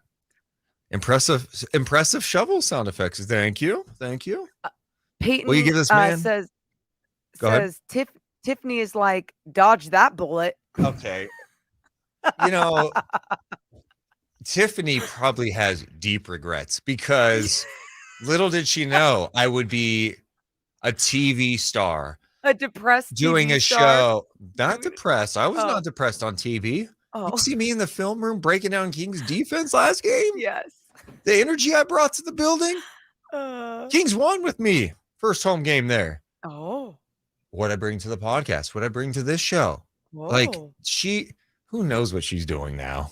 And play-by-play voice of the G League Stockton Kings. Who can forget that? There's only so many G League teams. Yeah. Oh my God, you guys. Hey, we are 7 away from 200 thumbs up. Let's get there. Also, we should note for people watching us live, coming up in just a half hour, Kings Roundtable. Hell, yes. Yeah, Sactown Sports is Frankie Cartoscelli. You can read all of his work at SactownSports.com, and Chris Watkins, a host of Kings Weekly and Chris Weekly. They're going to be in studio with us talking Kings all next hour. And then they leave Friday because they're headed to Salt Lake City for the All-Star festivities. Sactown Sports having people on the ground in Salt Lake City. How cool is that? That is honestly super cool. I mean, you know, when we worked for this station a long time ago, that stuff did not happen. Yeah, they are committed.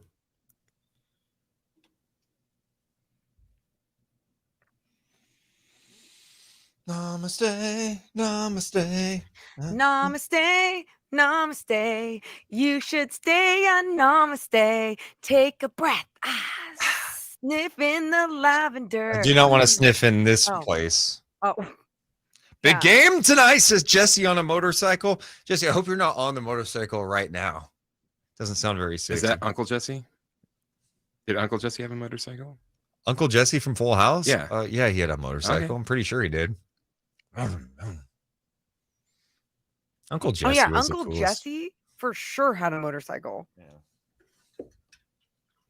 What is it? What was that thing that he'd say? He'd be like, Have mercy. have mercy. But who is better? And by the way, this sounds like a very old conversation right now. Love it. Although they did bring back Full House, right? Fuller Mhm. House. Fuller. Who did you like more though, Jesse or Joey? Cut it out with the puppets and stuff. Yeah. Dave Coulier. No one liked Bob Saget. And you want to? I'll say this. You know what? If I had to pick between the three, I'd say Bob Saget. You did not like Danny Tanner. But Morgan, if you search Full House bloopers with Bob Saget, you will like love him the most. Bob Yes. Saget. No. Oh my God. Nowadays, now that we know the real Bob Saget, it's like, oh yeah, no, for sure he'd be top of the list. Rest in peace, by the way. Rest in peace. Yeah. Oh, can you believe that? I can. I mean, when I say I can, it just feels like so many celebrities 50 and beyond. It's like we just hear about awful, tragic stories. So Greg says Joey was funnier, but Jesse was sexier. That's fair. Aunt Becky was a dime, but now it's also like now you don't really. Yeah. Now. Yeah. She like paid for her little privilege. Little. Yeah. Little sketch. Mm-hmm. Weirdos. Rich weirdos.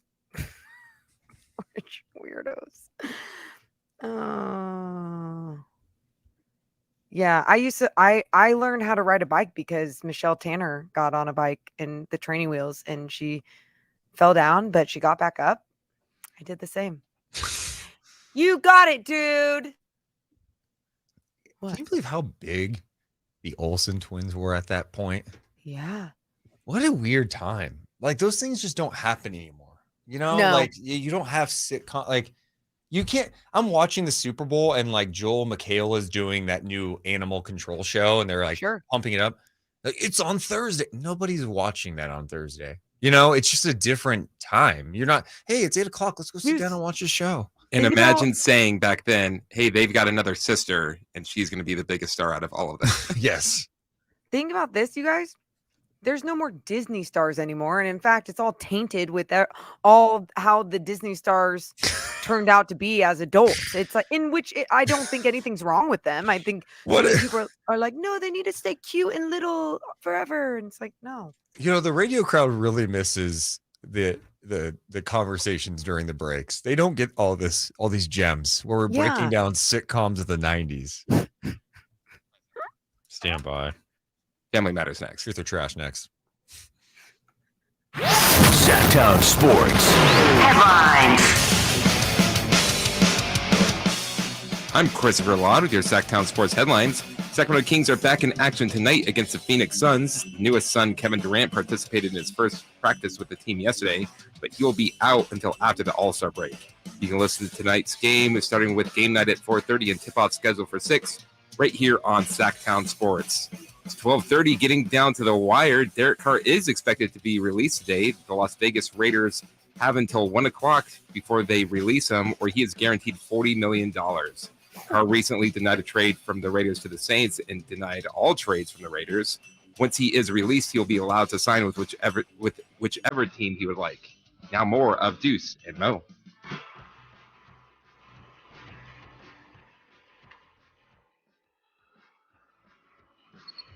Deuce and Mo on Sactown Sports. I have gained so much appreciation for Derek Carr over the last couple of days. Ooh. Oh, I just love it. Like, hey, yeah, let's negotiate with the Saints about maybe a trade. And then go, nah, no trade clause. I don't want to get traded. And now they're probably going to have to cut him, get nothing for him. And he could still just go to the Saints. He could just sign there. First team all petty. That's why, and people are mad at him about it. It's like, no, he had a no trade clause in his contract. Smart business. It's not only first team all petty. None of these organizations, and I hope everyone knows out there, even your company, your organization does not give a damn about you. They do not care about you. Make sure that you have everything in your contract that is protecting you. That is what Derek Carr did, and that is why now he will either be guaranteed $40 million and or gets to say peace, and good for him. Peace. Like our friend Derek on TikTok. Yes. You know Derek on TikTok, Chris? I don't. Oh, he's amazing. Best. The best. He's a huge wrestling fan too. Morgan, each Tuesday we do this because it's fun and we can hit multiple topics. It's time for a little truth or trash. We tell you what's real. Yeah. What's downright garbage. Oh, yeah. It's truth or trash. Truth or trash. With Deuce and Mo. Truth or trash. Deuce Mason, Morgan Reagan. We give you a statement. I'll tell you if it's truth or trash, Morgan. Yeah. Ready for the first one? Hell yeah. Morgan may be a coward, Oh. but even she will admit the Kings will finish in the top 6 and avoid the play-in. Okay. So wait, there's two things to this. No. That's just a statement. Morgan may be a coward. I'm not saying Trash. you are. You Morgan may be a coward is trash.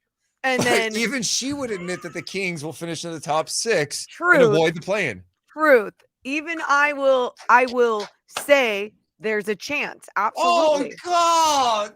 It's truth or trash. It's like it's the one segment where truth. No. It's the one segment where you have to like not sit on the fence. And you go, truth, they have a shot. I know they have a shot. They're in the number 3 spot. Wait, they have a shot. I'm saying you're stating that I'm a coward in the beginning of this statement, then why can't I just go along with what I am, Deuce, a coward, and sit on the fence? Because I don't Own want you it, to. honey. Thank you.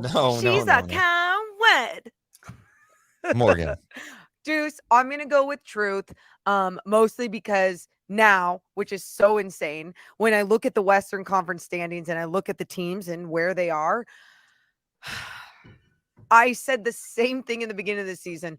Look at the Western Conference standings, look at the Western Conference and look how stacked it is, and teams are just going to get better at the trade deadline. Yes, that did happen. Teams did get better, but the Kings and my expectations for them are beyond anything I could have imagined them to be this season. So to really get that padding, to get all the wins that they've gotten under their belt, yes, I do believe that they can and will be top 6 team. I love that, Morgan. I'm going to say You're welcome. absolutely truth too. And I was a little worried about it post-trade deadline, but I think the Kings are good enough. I think their offense is good enough. And what I like about even that win the other night against Dallas is it's not because they were crushing it with the outside shot. I think early in the year, some people are like, oh, the 3-point shooting's not going to continue. Are they going to be able to win games when they're not knocking down threes? Over the last 10 games, they're not knocking down threes. And they will have to at some point hit more than 9 in a game to consistently win, especially against some of these tougher teams. But man, I like how they've been playing. And I think they've been one of the more consistent teams in the NBA. Think about this. I don't think the Warriors have been 3 games over 500 this season. They won last night without Steph. That was a big deal without Clay. But my point being is look around the West. Teams have had injuries. They've just been up and down. The Kings have been pretty steady this year. They've only had 2 long losing streaks, I guess, to start the year when they were 0-4. And then that 3-game one they had late November. Deuce, you even look at, you just talked about Golden State and their guys and their injuries, but then you look at GP2 in that whole situation, and it sounds like they want him no matter what, either way, whatever. But at the same time, he's still going to be out for a little bit. And it sounds like there's so much drama over there too, with like Portland trying to say, hey, keep taking these pain meds and keep playing through it, where they're now saying, no, we were just hoping it was going to be a way for him to tolerate his pain. But yeah, played on Wednesday and then can't even play after the trade deadline. And then one more team, the New Orleans Pelicans. You look at Zion being hurt again for another big chunk. What's that going to do for them? Yeah, this is many reasons why the Kings in that 6th spot, or in the top 6, is looking pretty good. And also turnover by Deuce, because Clay did play last night. He had 27 points against the Wizards. So yeah, he did play just for accuracy standpoint, but Steph did not, and they won without him. But it's I feel pretty comfortable that the Kings could stay in the top 6. I mean, we're running out of games here. So if the Kings just kind of play 500 ball, I think they're in a great position to be in the top 6. All right, next up, Morgan Reagan, with 2 Super Bowls in 5 years. Or trash. It's time to consider the Chiefs a dynasty. So, a lot of times we consider dynasties like 3 championships. I don't know. What's your definition? Truth or trash? It's time to consider them a dynasty. Why do we have to define? Why labels, right? Why label anything? No, I understand why having to or wanting to label things, but yeah, okay, sure. Truth. We're going to go truth, dynasty. I think sometimes in so many people's eyes, it's hard to believe when it's happened so fast. There seems to be so much youth on this squad as well that can keep continuing this success. And I think sometimes that scares people and they go, they put one more thing out there to be like, they got to win one more to be a dynasty, or they got to do this one more thing to be a dynasty, when really, call it what it is right now. We're witnessing greatness on the football field with this team. I know there's so many other teams out there that, we got to see a lot of good football this year, even with like, you look at the Niners and the way that they were playing defense, and then their story of everything that happened with Brock Purdy and being able to really produce on the offensive end. And then the Eagles, I think everything that they were able to do with Jalen Hurts leading the way, it was fun. It's been a lot of fun things, but yes, you don't need to take away from the Chiefs. You can just call it what it is. Yeah, I don't think you have to take away from them. I think they're on their way to being one, and I think they have to do it for a little bit longer. Wait, so truth or trash to you? Trash. I don't think they're a dynasty quite yet. You think about the dynasties. I mean, the Cowboys won. No, well, I mean, the Cowboys won 3 championships in the 90s, and maybe for me, it's that third one. I don't know. I don't know. Is it championships? The second one's always the hardest. What is it? Championships, or is it like longevity of being good? Because the Patriots won for 20 years. I mean, were they a dynasty? Were the 90s Braves a dynasty? No. Okay. Absolutely not. I mean, they went to the World Series every year. Are the Bills a dynasty? Maybe. You got to. They're an AFC dynasty. A combination of winning championships and being good for. You're pretty much in the. You win championships and you're in the conversation to win championships every year. And guess what? Going into next year, the Chiefs will be in the conversation yet again. We got more truth or trash coming up next. It's Deuce and Mo on Sactown Sports. Senior and Foremost says they're a dyna, very close to a dynasty. Dyna. I like it.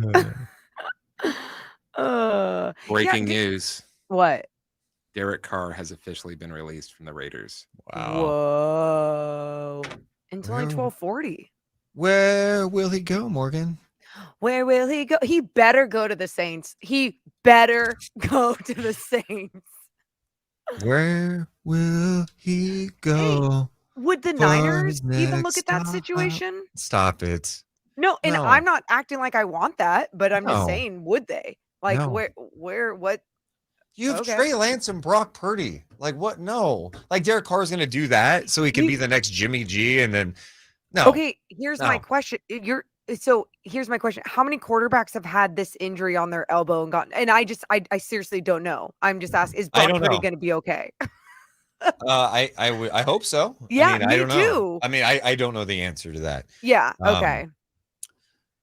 Is he going to miss the start of training camp? Sure. Like, he could miss some time. And there's questions for sure. You still have Trey Lance, but I don't know if I'm Derek Carr. I'm going somewhere where I am the starting quarterback. I'm not playing games, Yeah. And he's still super rich. It's not like. Hey, if you're in the chat, hit the thumbs up. Let's get closer to 225. 225. We're like less than 20 minutes away from the Kings roundtable. Hell yeah. I love talking to Frankie and Chris.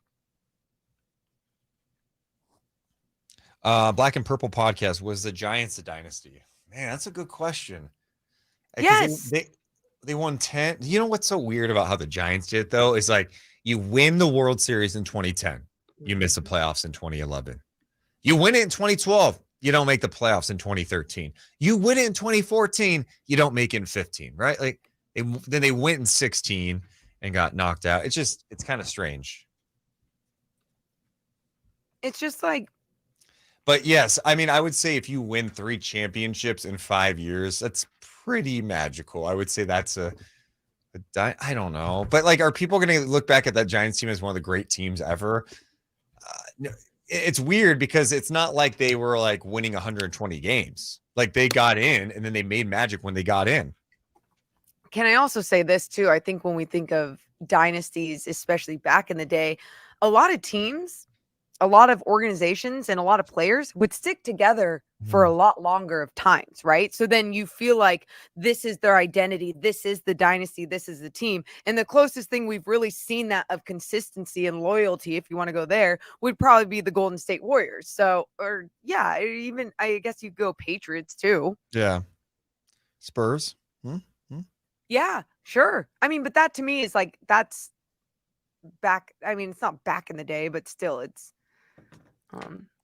Still back there. Spurs have lost 13 straight, by the way. That's got to be the worst feeling in the world. Yeah, the ultimate tank job with no guarantees that you're going to get the number 1 pick either. Night in and night out, you're just going in, going, all right. How long's Pop going to go? Stand by.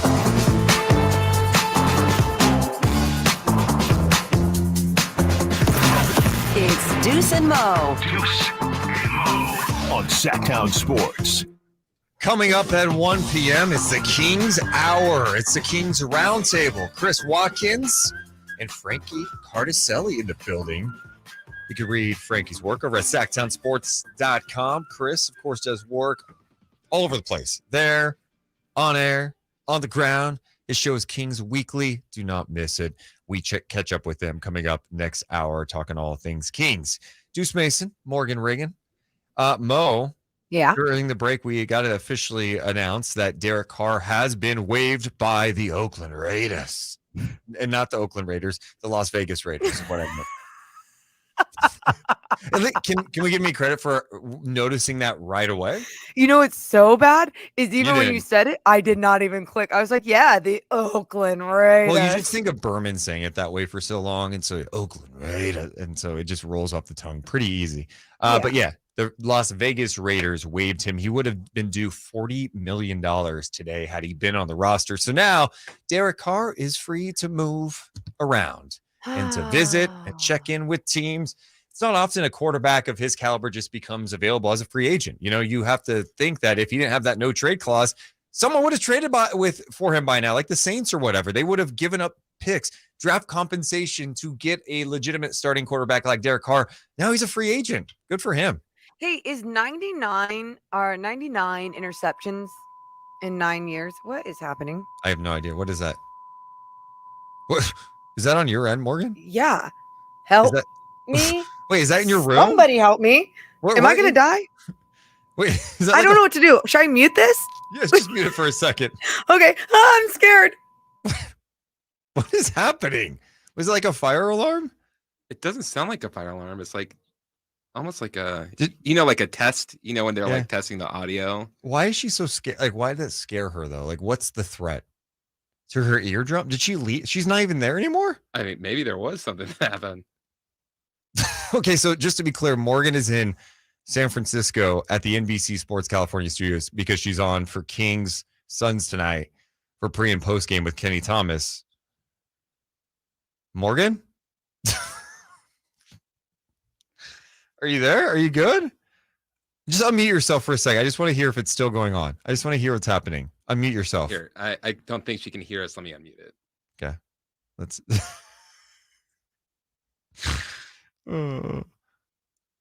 She looks. Oh, I can't unmute it because she muted it. Okay. She's looking around. Yeah, she's nervous. I'm gonna check. This is like the start of a horror movie. Yeah. I remember one time on Night Chat, the lights just went out randomly, and she got so scared. Okay, here we go. Hi. Well, is it gone? Yeah. No. What was it? He thinks maybe it was something from the truck that. So he just unplugged the headphones, and I was like, okay. Were you praying at one point? Is that? No, okay, no, okay. I don't. Okay. I just want to make sure you're good. Yeah, all right. I'm good. I'm glad everything's okay on your end. Yeah, no, and I didn't touch anything, so nothing's my fault. I was going to ask you a question about Derek Carr, if that's okay.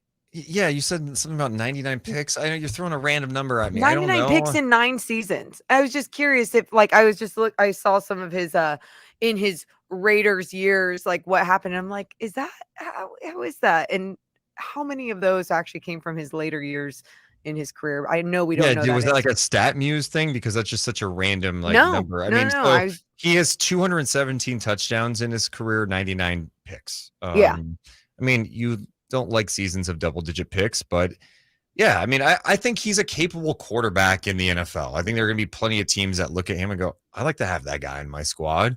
Mm. And there's plenty of teams who could use a quarterback right now with the skills of Derek Carr. Morgan, let's continue on with Truth or Trash, if you don't mind. Yeah. Now that sound is gone. Or trash. Denver may have the best record in the Western Conference, but the Suns are the favorites to come out of the West. Truth or trash? Well, according to Vegas, that would be truth. Oh my God, this is such a hard question. Dude, Jokic is just so freaking good. Yeah. It's just hard to even doubt him. Obviously they got the win last night over Miami. He finished with 27 points. It's just, why don't I believe in the Denver Nuggets? Why? Well, they're Why? clearly have the best record in the West right now. They have Yeah. a 5-game lead on the Memphis Grizzlies. They seemingly have enough depth this season to get it done. I like their squad. I do. I mean, I think when you play the on paper game, you go, oh yeah, it has to be the Suns because of KD. I'm a big believer and I got to see it. I don't know how many times we have to be fooled by like these teams that have a ton of talent. Yeah, on paper, Chris Paul, Devin Booker, DeAndre Ayton, Kevin Durant, that looks pretty special. But you also have to see it together because the last time I checked, I thought everyone told me James Harden, Kyrie Irving, and Kevin Durant were going to win the next 7 championships. Right. And that this was the craziest team ever. I thought Kawhi and Paul George were supposed to win a ton of championships. LeBron and AD. It's not always the case. I think having a cohesive unit, a team that's learned how to play together, that knows each other, teams like Boston, Milwaukee, Denver's been through it now. They've had to deal with the pain, the disappointment, injuries.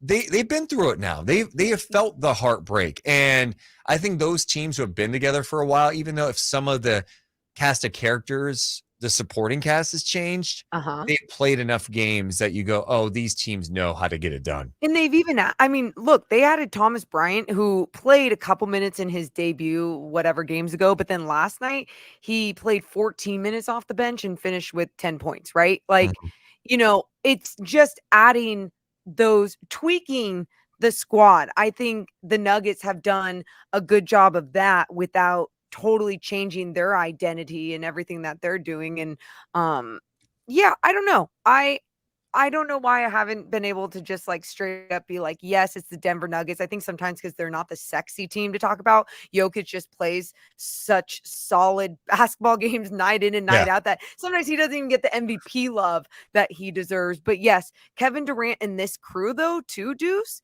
If you look at this crew, a little different than Kyrie and James Harden when you look at personalities as well. Absolutely. All right. Last one on Truth or Trash before we get to the Kings Roundtable. Coming up at 1. Okay. A couple got married during halftime of last night's Mavericks game. That was truly a beautiful moment last night at an NBA game. Okay. I love basketball more than anything in the world, except my parents. Like, they're above basketball. Okay. Question that. Would ice cream's up there too. I would never, ever want to get married at a basketball game at a halftime of a basketball game. 1, but 2, would not want that for anyone else either. Because again, what are you doing it for? You're not doing it for each other. You're doing it for show. You have 3 minutes, get in and out, get married, make it official, get out. That's what you're doing at a halftime of a basketball game. Dislike. So you're saying it was not a beautiful moment? No, trash. Not a beautiful moment. I don't care if it was to them. They're lying. Well, just for a little background, the groom proposed at a game in 2021. Mm-hmm. The Mavs were just excited to let the world know that this was the first ever marriage at an NBA game. And just to be clear, the Mavs, the Dallas Mavericks reached out to the couple with the idea at the end of last year to do this at a game. This is not beautiful. It's trash. This ceremony at halftime. I come to a game at halftime. I don't know these people. I don't care about these people. Nope. Why are they on my court during halftime getting married? And now everyone's going to want to get married at halftime. And also, why would you want to get married on the court in front of a whole bunch of people you don't know? Oh my God. Wait, that's actually a genius marketing tool for teams. Hey, have your wedding at the halftime of our games. Please For don't. only $2,000, we bring the crowd, you bring the ring. Disgusting. It was not a beautiful moment. It looked like so gimmicky. What if they said like, hey guys, get married here. We'll pay for the ring. We'll pay for the honeymoon. We'll give you some cash along with it. What do you say? How much Well- cash?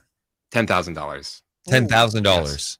That's such a lie, Chris. They're paying halftime acts probably less than that. Oh, I'm not saying It's just a what if scenario, Morgan. What if I that know, would but happen? my point is that wouldn't happen. The 10,000. So let's just say it's 5,000. Would you say yes to Okay. 5,000? All right, Morgan cannot deal with your scenario because it's not real, so she can't answer the question. They're not paying Red Panda $20,000 every halftime act. These stupid couples do not deserve 10. What if it was some company sponsored it and said we'll give you $10,000 if you do this at the Mavericks? Done doing it.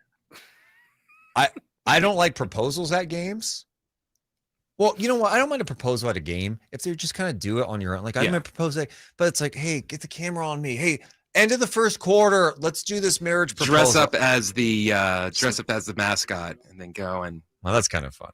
Yeah, That's kind of I funny. haven't seen that one. Yeah, Chris. that'd be good. That'd be good. Alan in Should the this chat. be my new job to come up with gimmicks? Yeah, for people getting married at games. Alan in the chat says that relationship will last longer than Kyrie and Lucas. That's probably accurate. I think that probably ends this summer. All right, coming up next, 1 o'clock. Do not go anywhere.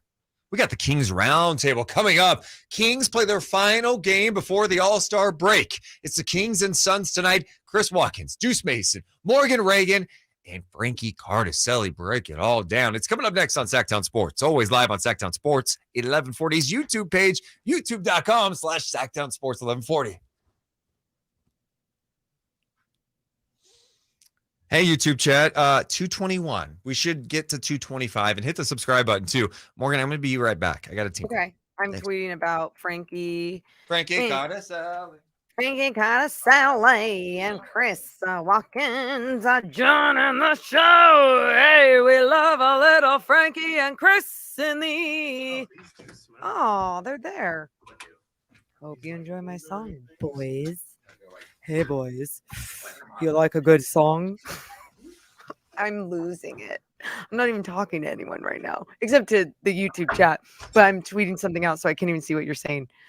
Okay, Frankie and Chris, join us now. Oh, that's not how you spell now. N-O-W. Now. Join us now. Okay, there we go. Cool. Let me see what's up. All right, Morgan, what's your karaoke song? Oh, God. I love doing Midnight Train to Georgia. That is my favorite. What else? There's another favorite. I used to love doing Natural Woman, Aretha Franklin. It's just hard, you know, you got to find where you can go. Oh, Brittany Reagan. Valerie. My sister, because she's so cool, she had karaoke at her wedding, like for the whole like last whatever part of the wedding, and everyone would come up and sing songs, but she allowed like her siblings, if they wanted to sing a song, to prepare their song. And I picked Valerie by Amy Winehouse. I didn't crush it. Didn't crush it. Wasn't my best performance. I was working the stage a little bit too much, but you know. How you doing? Appreciate you, Brittany. Curtis G wants to know, Morgan, do you ever go to bars or clubs? If I Morgan at a club. Oh, if I had time, I would watch Real Housewives. I haven't even seen an episode of Miami. I don't know what's going on over there, and I don't even know what's going on in Potomac. So no, if I had time, I would literally just be in my own filth and be disgusting and and watch Real Housewives and have no one talk to me. I have crumbs all over my shirt from eating food on myself. That sounds fun. Oh, your sister Brittany's in the chat. I know, we were talking about sorry. you're right, Brittany. I Will Always Love You by Whitney Houston. That's my other one. That's your other karaoke song? Yeah, well, someone asked what's your karaoke. I can't remember how you've done that one. How's that go again? Are you doing the Whitney version or the Dolly Parton version? Would stay, I'd only being your way. Hey, so I'll go. I'm gonna hit fast forward. Can we get to the chorus? I'll think of you every step of the way. Dun, dun, dun, dun. Wow. And I have people outside looking. I don't like this. You want who's going? Sorry, guys. Yep. Don't worry. That was great. Frankie, you're a liar. You're just lying to my face right now, and your mother would not approve. She would not. I know. So I guess we'll get that out of the way. Sorry, my mom and family kind of bombarded you guys. I heard that by the time they left, there was a meet and greet line, so they kind of set off a chain reaction. If you apologize again, actually save it for the show. Yeah. Just save it for the show. I'm not doing this right now with Frankie. Yeah. I'm in trouble, I guess, huh? Yeah. Yeah. We got something coming. No, I don't think it's going today. Come on.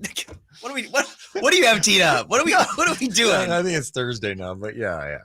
I don't know. What day is it? It's Tuesday. I keep forgetting that. Yeah. But technically it's Wednesday. Technically it's Wednesday. Well, Yeah, for us. we're all gone. We're off on Friday. No show Friday, All guys. Or Monday. Maybe not after. We'll find out. I don't know. Kidding. Are you what? Going? To All-Star? No, I'm not. No. I thought about it, but no. Not going to All-Star weekend. Utah not calling to you. Salt Lake. No, it was just gonna be too much. Like this sounds really bad, but the person that was like, hey, I might be able to get you tickets to the game was like, but I wouldn't be able to find out till later. I was like, Sactown Sports Headlines. I'm Chris Verlad with your Sactown Sports headlines. Sacramento Kings are back in action tonight against the Phoenix Suns. The newest Sun, Kevin Durant, participated in his first practice with the team yesterday, but he will be out until after the All-Star break. You can listen to the game starting with game night at 4:30 and tip-off scheduled for 6 right here on Sactown Sports.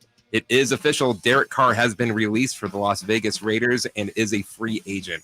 Carr had to be released before 1 o'clock today or he'd be guaranteed $40 million from the team. Carr recently denied a trade from the Raiders to the Saints, and since he is released, he is allowed to sign with whichever team he would like. It is 1 o'clock. Time to check out Coastside Medical Clinic, who's dedicated to providing breakthrough remedies for men. Now back to Deuce and Mo for our Kings Roundtable with Chris Watkins, our very own Kings Cowboy, Frankie Cartoscelli. Yeah!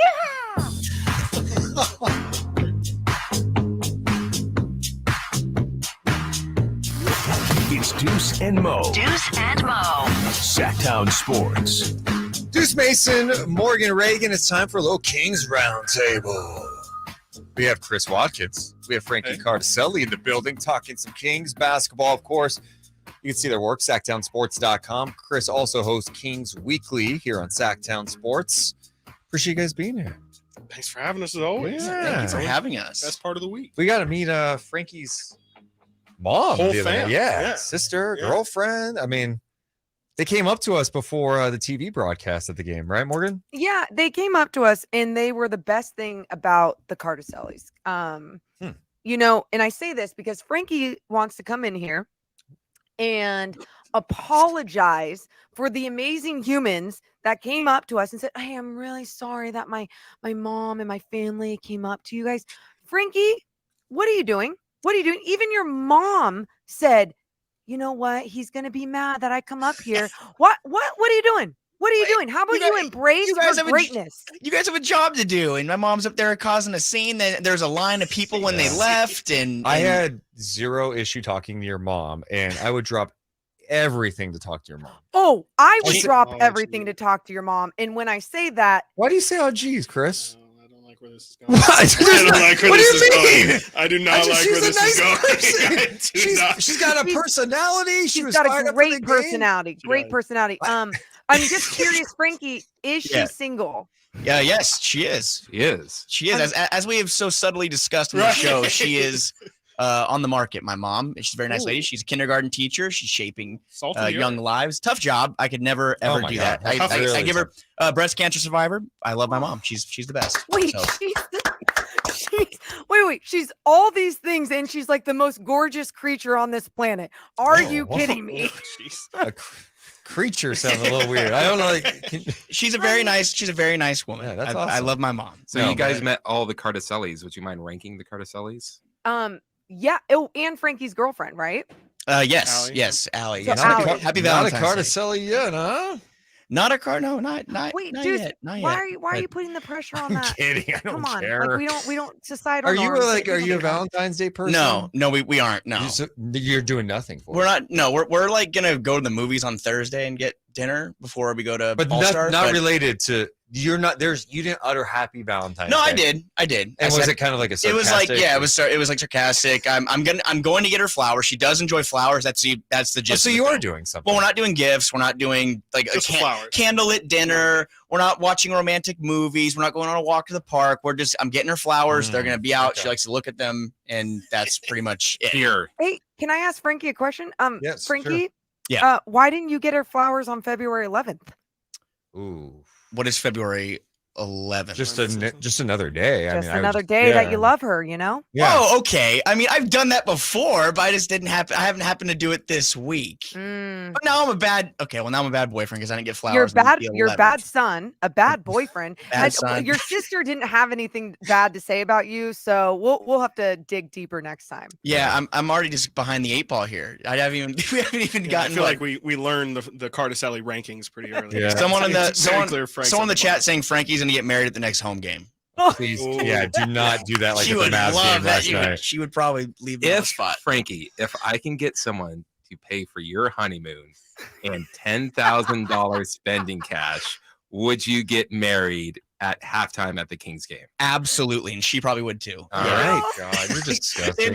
We would redo it. We'd redo it down the line. Is there like a clause that you can't read? Well, you can do it. I mean, it's got to be the first one. The first one's got to be at the arena. You can redo it. That's fine. I'm The first also one's gotta be I'm at also the an arena. ordained minister, so I Are could you? Yeah. I have ordained 2 weddings, and I'm 1 and 1. On them staying together. Yeah, Yes. one of them lasted One about win, 6 one months, loss. and she cheated on him. So like, yeah, that was my first. That's one. on your resume. That's It's the on- average, yeah. right? I mean, that's the average. Yep. I mean, It's like it's like pancakes. The first one is like throw away, and then after that, you're all good. is it still the average? By the way, is it still 50%? I feel like that's not correct. I have no idea. It can't be correct. That's a good question. Can't tell you. Let's talk some Kings. Yeah, Happy right. Valentine's- Really, right. Happy Valentine's Valentine's Day. Day, The yeah. average Yeah. divorce rate is 50%. Kings basketball. They play the Suns tonight. Final game before the All-Star break. I'm really curious to see what it looks like tonight. But coming off the heels, we haven't had the chance to talk to you guys about what happened Saturday night at Golden One Center. But man, that was a really fun game. Yeah. The atmosphere was awesome. What stood out to you about that night? Obviously, De'Aaron was awesome, Yeah. but just when you think back to that night, what comes to mind? Yeah, I think the thing that I'm going to remember is the fact that it felt like a real important game. Like even in the moment, like, retroactively, yeah, we're talking about how big of a game it was and all the pageantry that went in it. But even during the game, you could feel, especially towards the end of that game, Kyrie hits that fall away 3. How did he hit that? But at that point, I was like, okay, we are in real like this is a real basketball game that I've seen Kyrie Irving take over before and hit a game where like that was real stakes on the line. The Mavericks could have moved within a tie for the Kings in the standings. There was some real weight to that game, and for the Kings to be able to pull through, I mean, when was the last time they've even played a game that you could say was that big? I mean, every game at this point is the biggest game they've played in X amount of years. Right. I mean, it really is. And tonight, especially because of a lot of reasons, Right. but the game against Dallas was just, there's so many different narratives going in about Luka and Kyrie, the new duo, and that was the main storyline. I think even after the game, Bleacher Report, that's the only thing that they highlighted, which is, I guess you come to expect it. You don't really get I mean, I don't really get upset about it anymore. I just kind of get that the NBA and Bleacher Report, ESPN, all these kind of other big publications just want to focus on the star power. But the Kings have stars. We know that, and we saw it in full effect. We saw De'Aaron Fox going head-to-head with Kyrie Irving and 26 points in the fourth and OT. Sabonis had a big putback late in the game, a big game with big moments, and it felt very playoff-esque, and that hasn't been the case in a long time here. So that was really kind of refreshing to see. Yeah, how about that? Like the fact that De'Aaron Fox was the best player in a game that had Kyrie Irving and Luka Doncic at full tilt. Like it's crazy. I never thought that. I've always been high on De'Aaron, but never did I think that he could really elevate to that kind of level. And it feels like as these games get more and more important, I fully trust that he's also going to step his game And up. Morgan, what was so wild about De'Aaron is like he had 36, 26 in the fourth quarter in overtime. Crazy. But it wasn't like he was hitting a ton of threes. It's not like, he had 36 and man, he just got it going from 3-point landers. No, he was playing his game, Mo. Yeah, I mean, his game, you guys, was on another level. And I know Frankie was saying, look, I don't even get mad anymore when Bleacher Report, all these national outlets, are just talking about the angle of Kyrie and Luka. And I get that. But I feel like you guys, we're all basketball junkies. It's such a disservice to real basketball people when that is the narrative that is just pushed out there, right? Like there's just something about it that is, that your real basketball fans sometimes aren't being educated on, like a game like De'Aaron Fox's game, because it's just not the clicks that people think that they're going to get a part of these national platforms. But for De'Aaron to have a game like that, I think everyone here in Sacramento, and Deuce said it, you guys, immediately after the game, he said that was probably the defining game of De'Aaron's career, where you go, yep, he's taken that next step. He is going to be that next tier player as he keeps this up. He definitely looked like he took a leap in the last game. If you're watching on our YouTube feed right now, just be patient. It got a little weird. We got like a 3-box thing. It's been fixed now. That's why you heard those weird noises. I don't know what happened, but it's fixed, so we're good. Yeah, I thought De'Aaron just absolutely took over the game. That was so fun to watch. The other thing too, I know you guys have been at a lot of home games over the years. That was the loudest I felt like that building's been, and it maybe just because of that moment, but it just when that was going down the stretch, the big plays, especially when Fox had the steal and that dunk where he threw that ball down so hard. That arena was so loud. Yeah, the throw down the ball punch immediately after. I'm not sure if that was on purpose or what, but and you watch that clip over too. Props to the Golden One Center, the entertainment department or the sound department. The Foxy song was playing when he was in the air. Like the song starts right before. There's a real cool courtside angle and it just goes right before his hand hits the rim. And I keep thinking like the Utah game with the Herder 3, that was the loudest that the arena's ever been. But I agree. I think last game it was the loudest, and we might see a trend of that happening as each big game happens. And March has a lot of home games. I'm already looking forward to how big that stretch is going to be in March. I think there's 8 home games or 9 home games in March. I could only imagine that each one's going to be more loud than the last one. I like how Frankie appreciates the small details of production. Yeah, they played Foxy, right? They punched that song at the right time, right before he dunked it. It's impressive. Yeah. What if he rim checked it though? I mean, then what happens? That wasn't happening. That was never going to happen. Absolutely never going to happen. I'm just wondering what happens if I don't know. What do you guys think about the end of the fourth quarter when they didn't take a timeout and he launches a 3? From my angle, and I was behind the basket up in the TV area, I was like, oh, that's going in. I don't know why in that moment I felt like it was going in.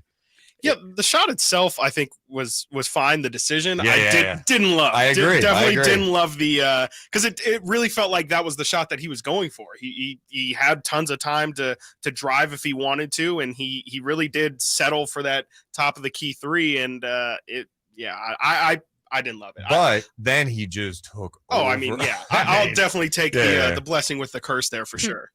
Yeah. Sorry, Frankie. I was just going to say really quick too that I thought, like you're saying, Chris, it's not even like it was a bad shot. It was just he had the option of turning on the jets and going downhill from the half court mark on. Even if it had left, let's say 2 seconds on the clock, you're still putting them in a bad position, right? Like you're making them make a big play with 2 seconds on the clock. Not what you want to see, but at the same time, you're going to get the best shot you can get. So then it doesn't have to go into overtime. Either way, when that double was thrown on him, I was telling Deuce, it was like he didn't have many options. And so the fact that he still got a good enough look, even with a double thrown at him, I was going to take it. I know we talk about Mike Brown's influence on the team, but can we also acknowledge his influence on all of us? We're all of us say turn on the jets now. And we all talk about, the spray threes, man. No one said spray threes. We just scream like that randomly. We'll be back in 60 seconds. It's a Kings Roundtable. We're always live on youtube.com/Sactown Sports 1140. can I either move this light a little over No, or I- turn it down? I'm getting. Sorry, people. I am this you are white. getting I am this Yeah. pale, but it looks. Frankie, turn it down. I'm illuminated. Yeah, Okay. you are. But then it's not light on my beautiful. maybe your face. face. You're I'm just fine, kidding. Deuce. You're fine. Should I Just go over? Should I go to the left? no, you're fine. Just turn it down a little bit. You know how to do it? Yeah, it's a knob. Um, No, you're now it's brighter. It's turn it there, down. there you There go. you go, Frankie. Did she really say, "There you go, Frankie"? Like you're a little dog. I'm getting this completely. Oh my god.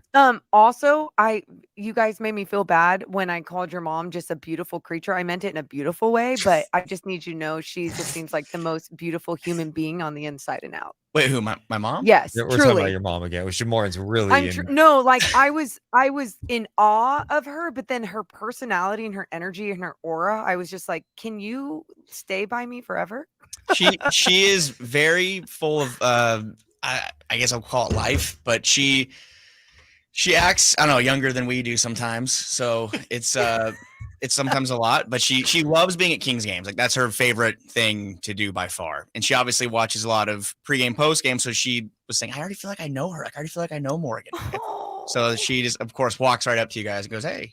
So No, I felt it. I felt that same stand by. energy. So Quiet, Mo.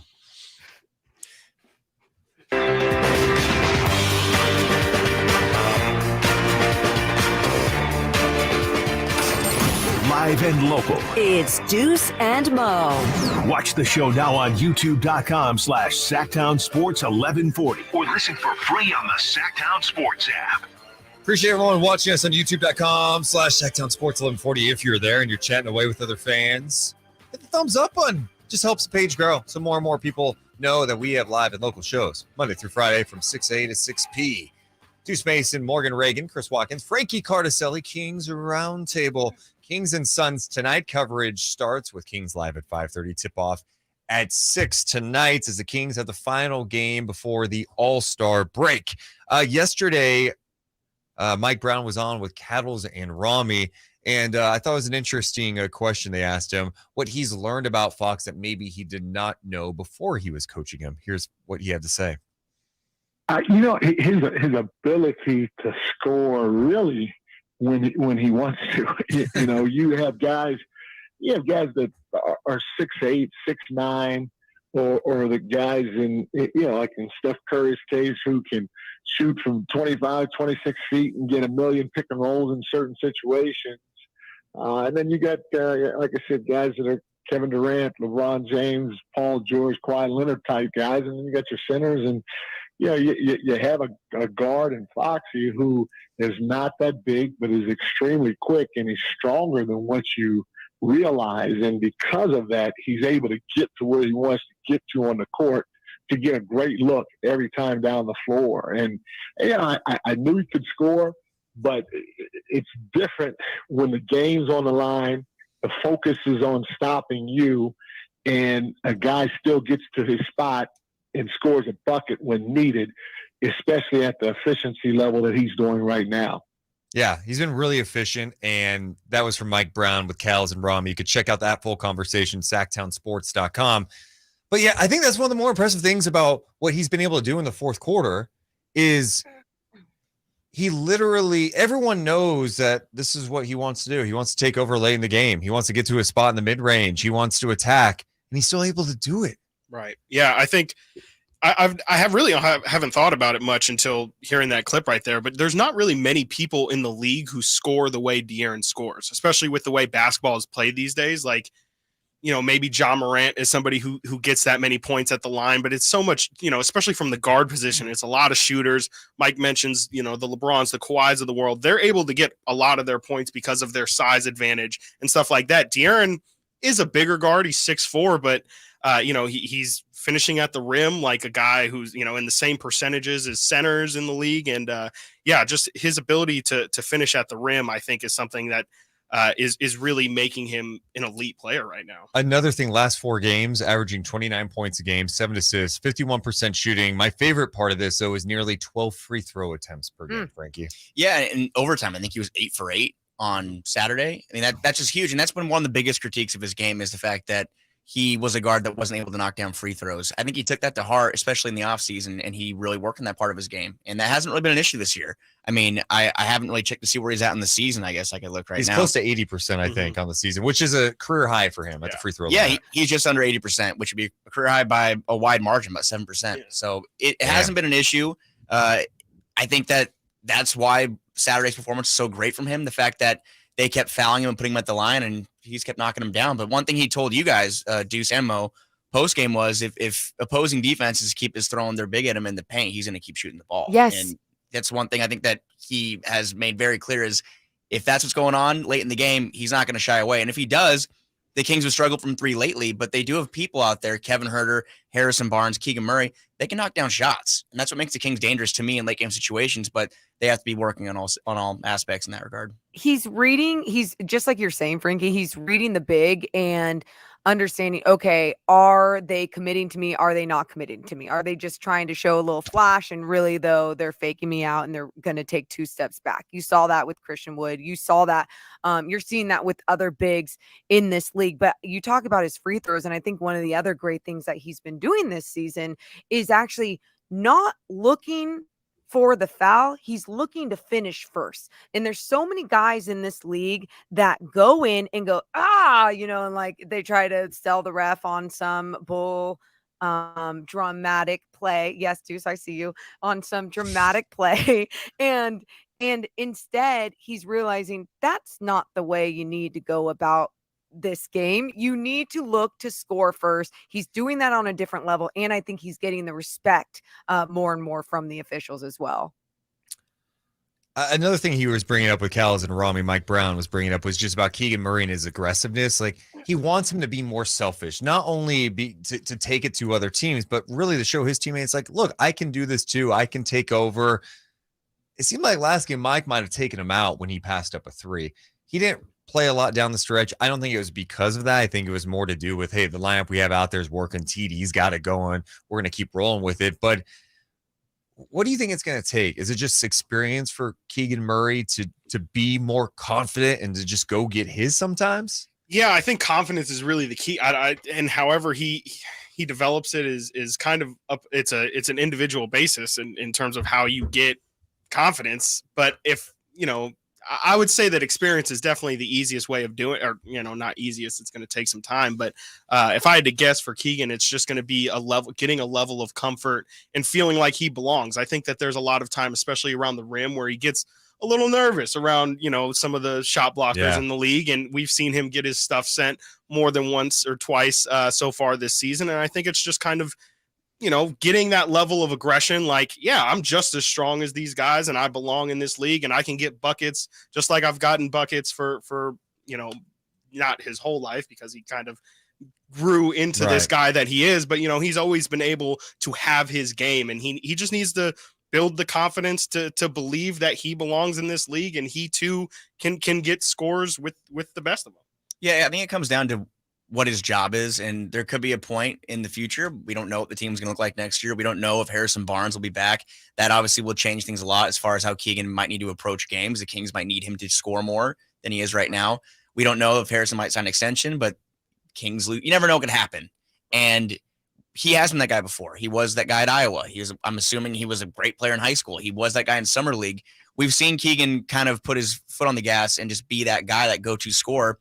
But that's not what the Kings really need him to be right now. Although it is exciting seeing him go to the rack, and the one that we pointed out last week, him going with his left hand, which I think he's left-handed in non-basketball situations. But just seeing that aggression from him, it kind of makes you go, whoa, like Keegan is, to me, you think of him like a shooter, a guy who kind of almost spots up or comes off dribble handoffs, what have you.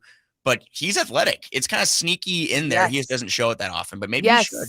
Frankie, no, that's exactly it. People sometimes don't see his athleticism, and where he shows it is truly in his like body control, the way that he is going up for a shot at times into the paint, or just driving and being able to control himself in the way that he lifts up for a shot. I think sometimes people don't give him the love he deserves for that athleticism. But what I was going to ask all of you guys was, when we look at Keegan Murray and what he's been able to do this year, does it give you just like this, I I don't know, this sense of hope that finally the Kings organization is going to be able to develop young players going forward, because we hadn't seen players be able to develop. And I think there has been talented young players, obviously maybe not to the Keegan Murray level, but at the same time, I don't think they were all given fair opportunities because of the situations that were here. Well, let's talk about that on the other side. Also, Sato brings up a good point about Keegan's hand injury, maybe stunted his development and confidence around the rim. He's been playing through that too. Like, that's something to acknowledge. So we'll talk some more Keegan Murray coming up. Plus, we got to preview this Kings-Suns game. It's a big game, another Western Conference showdown, the final game before the All-Star break for the Sacramento Kings. Kings and Suns tonight. The Kings Roundtable rolls on, coming up next on Sactown Sports. Okay, we're clear. Oh, my God. Oh, my God. All-Star says Keegan can be MPJ 2.0. That'd be nice. I mean, that'd be nice if he could be like a healthy version of Michael Porter Jr. Like a healthy version. I don't know about that. Wow. Shots fired at Keegan, huh? Wow. No, I just think they have different games. I think Porter Jr. is just like a straight up Keegan can be a bucket in his defense, but I think Porter Jr. has a lot more, ball handling, and he's kind of, when he was coming up before the league, he was the guy. Like, Michael Porter Jr. was number one recruit in the nation kind of guy. Like, he's somebody who's had the ball in his hands, much like he couldn't defend like you. Could not defend you though. No. Well, especially now that his back is thrown. I don't know. Jason Ross could probably get some buckets on him. The one thing, when Michael Porter's out there, his shot is just so pretty. Pure. It's such a pretty shot. I don't even know what he's shooting on. He's shooting 41% from three in his career. What's he shooting this year? 40% from three this year. He but barely plays. He's played. He just walks in and gets buckets. I'm surprised he's played 41 games. It's been much better. That's been key for them. I mean, he has shown, and I think that team just has so much more balance now too, with Gordon playing such a high level. Murray's back, and starting to get into some rhythm. It's going to take him a minute, but what'd you think of the Jason Aldean tickets? We're giving away those all week. Jason Aldean. Jason Aldean, known for his hit song, something. Couldn't tell you. Couldn't tell you. It's called Yeehaw. It's Yeehaw. Couldn't tell you. Yeehaw. I couldn't tell you. I have a premise that you can make any country song just by like. Yep. It just has to be like about a beer and a good time. And a horse. A beer and a good time. Have my daughter home by 10. Yeah. Or there's gonna be a problem. Some good values. I'm gonna grab my horse and come get my daughter from your house while drinking a beer. I do think Jason Aldean has a little more substance to his lyrics. Oh, you're a fan? Fan? Yeah. Big fan. I've been a big fan for a long time of Jason Aldean. He's not your typical country artist. You're doing the stereotypical thing, and that's fine. You can do that if you want, but we did. I think he has a little more substance. Chads, can you guys agree or disagree on that? Number one song with Carrie Underwood. I probably shouldn't use this as an air check, by the way, for the. We're not on air. Okay, I was like, this probably isn't great for Live Nation. They're probably not loving this Jason Aldean slander. That's fine. I mean, not everyone has to like country music. It's I could tell you, he'll put on a good show, and you'd have fun if you went. Right. So you do like him? Yeah. His song "You Make It Easy." You ever heard "You Make"? I've heard that one. No. I've worked here way too long to not hear it. This actually sounds good. They won't pick it up. I just missed the boat on that. Country same. music. Country music as a whole. But there's some you're right. I agree. I don't like the whole like, hey, let's the value drink a beer on our porch and see what's going on outside. See, now you're doing the accent thing. Yeah, because I can't. I used to be. I used to be in a country band. But this has a good sound to it. Yeah, sure. This is fine. Yeah, sounds fine. This is fine. I don't think it sounds bad. Yeah, this is fine. This music and heavy metal like makes me want to throw up. Oh, I used to love some. That's a good question. When's the last time a country artist played the Super Bowl halftime? I don't think anybody has. Country. Tim McGraw. Yeah. Tim McGraw, Garth Brooks. See, like Tim McGraw, like I can't even. Carrie say Underwood, didn't she do one? Did Shania Twain? Yeah, Shania Twain did one. Wait, is Shania Twain country? Yes. No, she's not. She's like pop. Okay, well, there's different variations of country. I feel like a woman. Does Taylor Swift? She's like pop. She used to be country. Changed genres. Yeah. Country pop. Now she's pop. Yeah. And again, it's everyone has their tastes, and yeah, it's like I like folk, and sometimes folk music will go under the category of country, and I'm like, but it's not. You like Carrie Underwood's Sunday Night Football song? Sunday Night Football on NBC. No, I don't. I think she makes $1 million for every game. Is that an original song? I don't know. Yeah, it was somebody But else. it's great. It was somebody else before. It was great, and I think she makes $1 million every game for it. It was what's her name? Faith Hill. Yeah. This kiss, na, na, na. You know, Faith These Hill. are Mix 96 classics right now. Yeah. I'm like, wait, is that like that's not even like her most popular song, huh?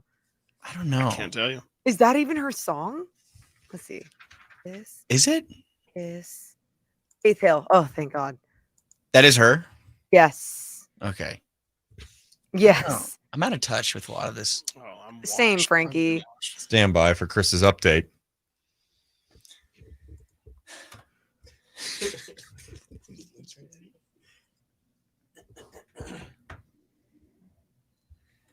I'm Chris Verlod with your Sactown Sports headlines. Sacramento Kings are back in action tonight against the Phoenix Suns. The newest son, Kevin Durant, participated in his first practice with the team yesterday, but he will be out until after the All-Star break. You can listen to the game starting with game night at 4:30 and tip-off scheduled for 6, right here on Sactown Sports. It is official. Derek Carr has been released from the Las Vegas Raiders. Carr had to be released before 1 o'clock today, or he'd be guaranteed $40 million from the team.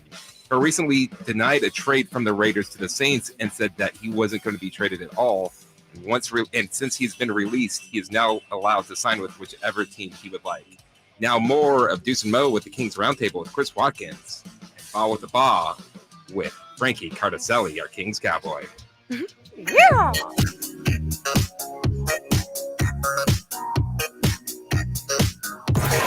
It's Deuce and Mo. Deuce and Mo on Sactown Sports. Oh, yes. The Kings Roundtable rolls on. Deuce Mason, Morgan Rain, Chris Watkins, Frankie Cartoscelli. Oh, whoa.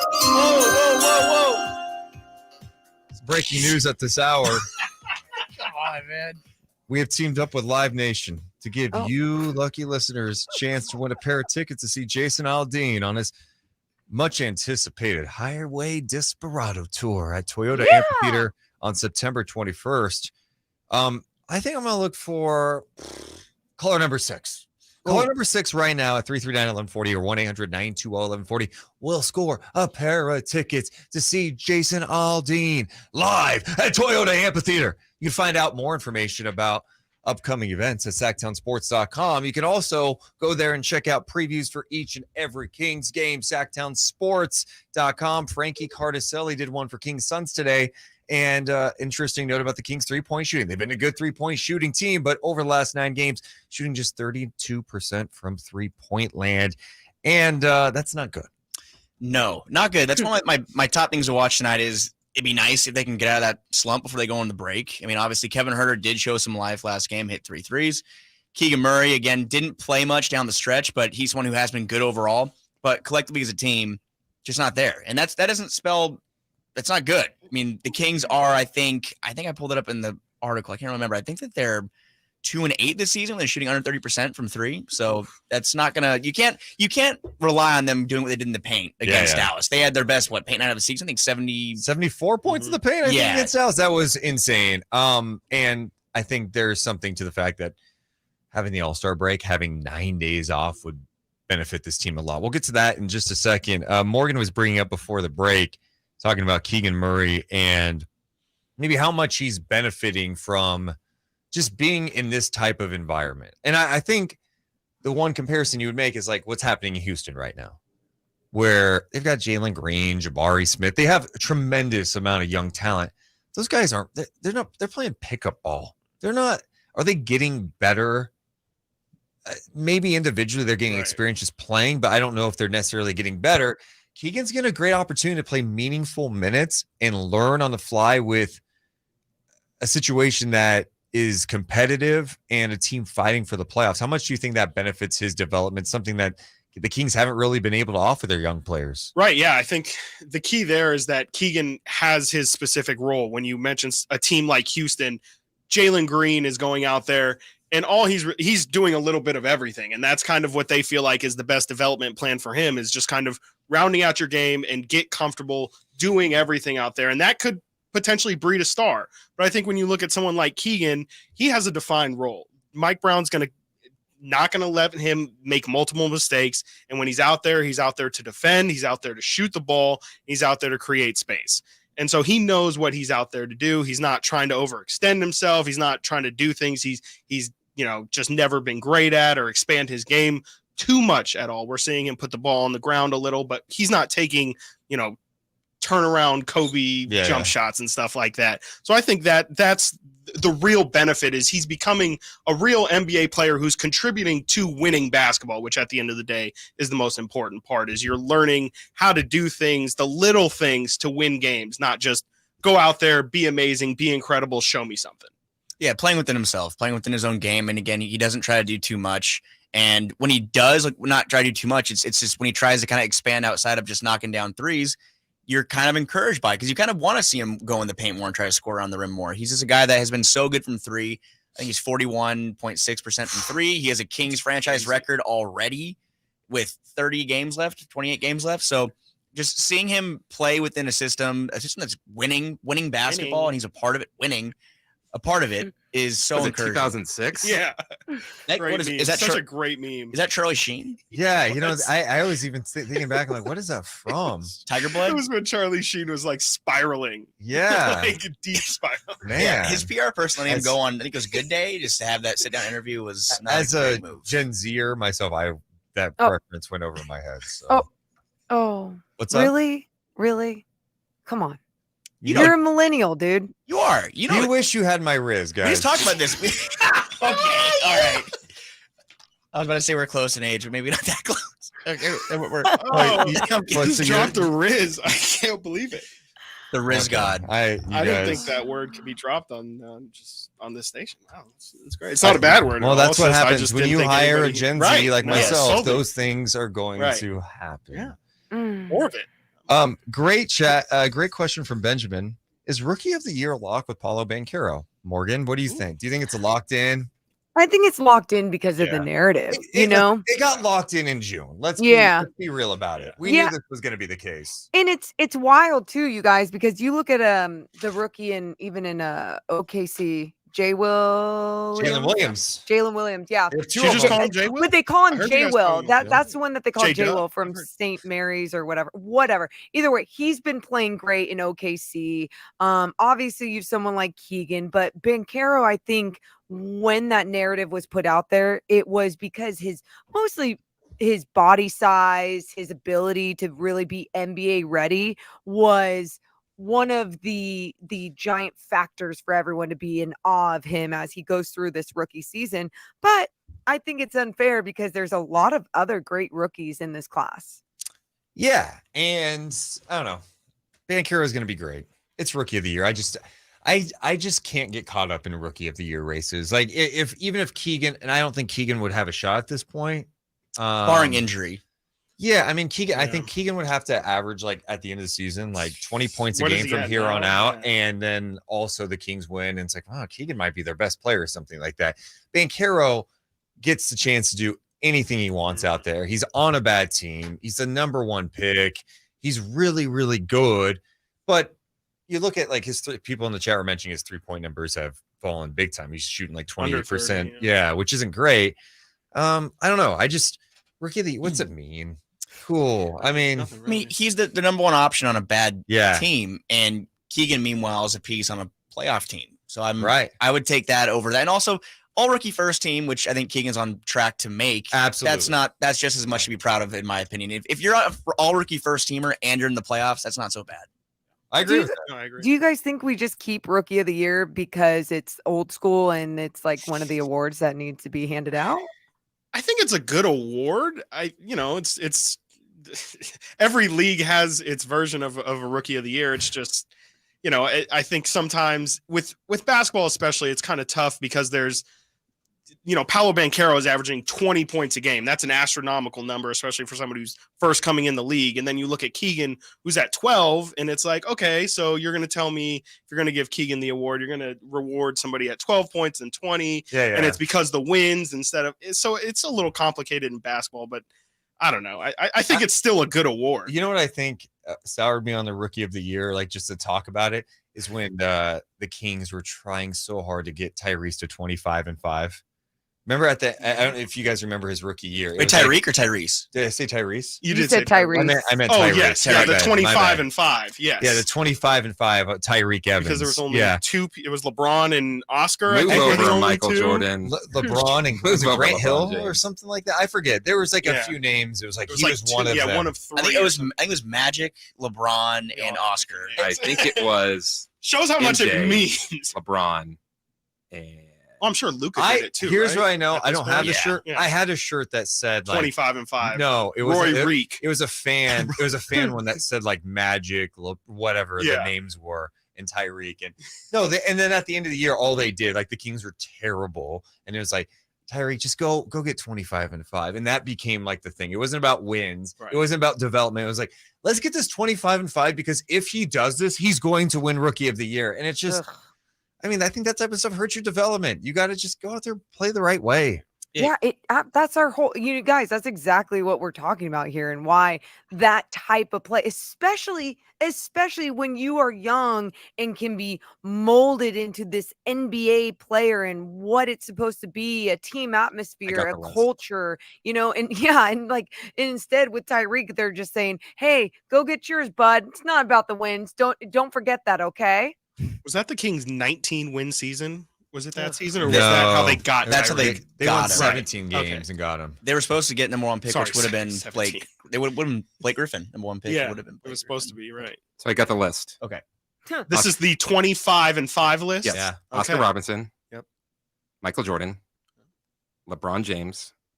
Tyreek Evans, and there's only been one player since to have Luka. done It's it. got to be Luka. Luka. Oh. What a list. Yeah, Tyreek's rookie year, Legends. he was attempting 16.2 field goal attempts per game, 25% from three. I mean, Keegan, for reference, this year is taking 9 field goal attempts per game. Should So take more. Oh take my more. I know we have to break, but Over Under just got so mad that I asked why the Rookie of the Year award is even in, and he's really mad and says it's unreal. Don't worry, we'll talk about it at the break. Okay, coming up next, by the way, with these guys, we will talk about the Kings-Suns game. What do the Kings have to do to end the first part of this? It's not the first half of the season. It's halfway. The pre-All-Star Like break the right yeah. way. The 2/3 mark. It's the Kings and the Suns. It's coming up. Kings Roundtable on Sactown Sports. Yeah, Over Under. It's not like Morgan came out and was like, they should do away with it. I'm done. She was like, do we really need it? I mean, I thought it was kind of a ridiculous statement, but it was like, oh, she wasn't like saying It was should. no, and I was just more asking, like, because we're talking about what Rookie of the Year really means, and I'm like, hey, is it just an award we actually have because it's history? It's something that we just do every year, and it's something that we like to look at. I mean, didn't Michael Porter Jr. Wait, Michael Carter Williams, right? Thank you, Michael. Thank you. I'm like, wait, nope, wrong, Michael. Michael Carter Williams won Rookie of the Year, and like, what is he doing now? And again, when I say that, that's no knock on him. That's no knock on what other young players do with winning Rookie of the You Year. know what's crazy though, when you do What? look at Rookie of the Years, most of them They're pretty turn good out to be indicators. great players. Yeah. I wasn't. That surprises me. I'm surprised. I mean, thanks Tyreek. I'm looking at it right now. Every single player. Brogdon's one. You're like, he's Yeah. solid. He's Morgan solid. mentioned Michael Carter Williams. Do you remember the Mitchell Simmons whole beef where it was like not a rookie That was campaign so and all that stupid. stuff? That is where it's like, all right, this is getting dumb. Where we're like trying to classify what is a rookie. It's dumb. But I think I agree with you, Frank. Where it's like, I think all that really should matter and we should pay attention to is the actual All NBA first rookie team. Though even then, Marvin Bagley was Marvin the first. Bagley. Yeah, he was first. Brandon Roy won Rookie of the Year in 07. God, if he did not So get hurt, surprising, actually. that guy was a stud. Great. That playoff series he had, like the Yeah. highlights on YouTube are still so fun to look back. Some of the random names that you go, really? Like in 2001, Mike Miller won Rookie of the Year. Wow. Hell yeah. 2005, Emeka Okafor. Oof, that was Dwight's year too, and he won Rookie of the Year. Didn't he randomly come back for a year like 2 years ago or 3 years ago? Larry Johnson, Derek Coleman, Mitch Richmond. Yeah, it is actually a pretty good indicator, to be honest. I mean, Brown won his rookie year. I mean, it wasn't Melo or Wade. I remember Melo had a pretty sick rookie year. 2000, they split it. It was J Kidd and I remember J Kidd and Grant you're right. Hill, There I was think, a split it, right? Yeah, 95? 95. Jason Kidd, Grant Hill, great knowledge. 2000, Elton Brand and Steve Francis. Steve Francis. So since 02 though, Pau Gasol, great. Amari Stoudemire. Yep. And he had his years. LeBron, that guy. Emeka Okafor, Chris Paul, Brandon Roy, Kevin Durant, Derrick Rose, Tyreek Evans. Okay. Blake was drafted in 2010, but he did not play his rookie year because he got hurt before. He won it his first season playing 2011 the next year. Then it was Kyrie, Dame, Michael Carter-Williams, Andrew Wiggins, Karl Anthony Towns, back-to-back Rookie of the Years for Minnesota. Malcolm Brogdon, Ben Simmons. Oh, my goodness. I was over Donovan. Luka, Ja, LaMelo, and then last year, Scotty Barnes. It's a good And list. see, it's going to be, let's say it's Paulo Banchero, and you're going to see this guy have a pretty damn good career. So, oh yeah, he's a stud. Who else was in like contention for that Michael Carter-Williams year? That was Lord, that must have been terrible because I'm pretty sure even his stats were like 10, 5, and 5, shooting like 40%. 2013 NBA draft. That was not good. That was McLemore's year. That right? was Anthony Bennett's year. That was one of the worst drafts in history by far. Oladipo was second, right? Or is that am I thinking? No, Giannis went 15 in that draft, dude. Okay. I mean, obviously Giannis took a while to develop. But but think about that. Yeah. Dude. Your top 5 that year: Anthony Bennett, Oladipo, Otto Porter, Cody Zeller, and Alex Len. 6, Nerlens Noel. How many are still in the league there? Oladipo, Len. Bennett's the biggest bust in NBA history. It's like not. I mean, the guy literally was out of the. Because so many people say Kwame Brown. I'm like, yeah, but he played for like a decade. I know he didn't live up to being number one, but Michael he played. Candy. Bennett was like out of the league in like 2-3 years. Just done. 151 games. Remember how long it took him to score? Oh my It was like a thing of like, they like week, made a meme of like him with like the number 3. Dude, Trey Burke went number 9. Nerlens Noel 6 that year. CJ McCollum went 10. Right. Steven Adams went 12. Olynyk 13. So like 10 to 15, where Giannis was picked, is probably actually the best stretch. The Jazz took Shabazz Muhammad 1 pick before Giannis. Another high school guy. Damn. Yikes. What year was that again? 2013. Stand by.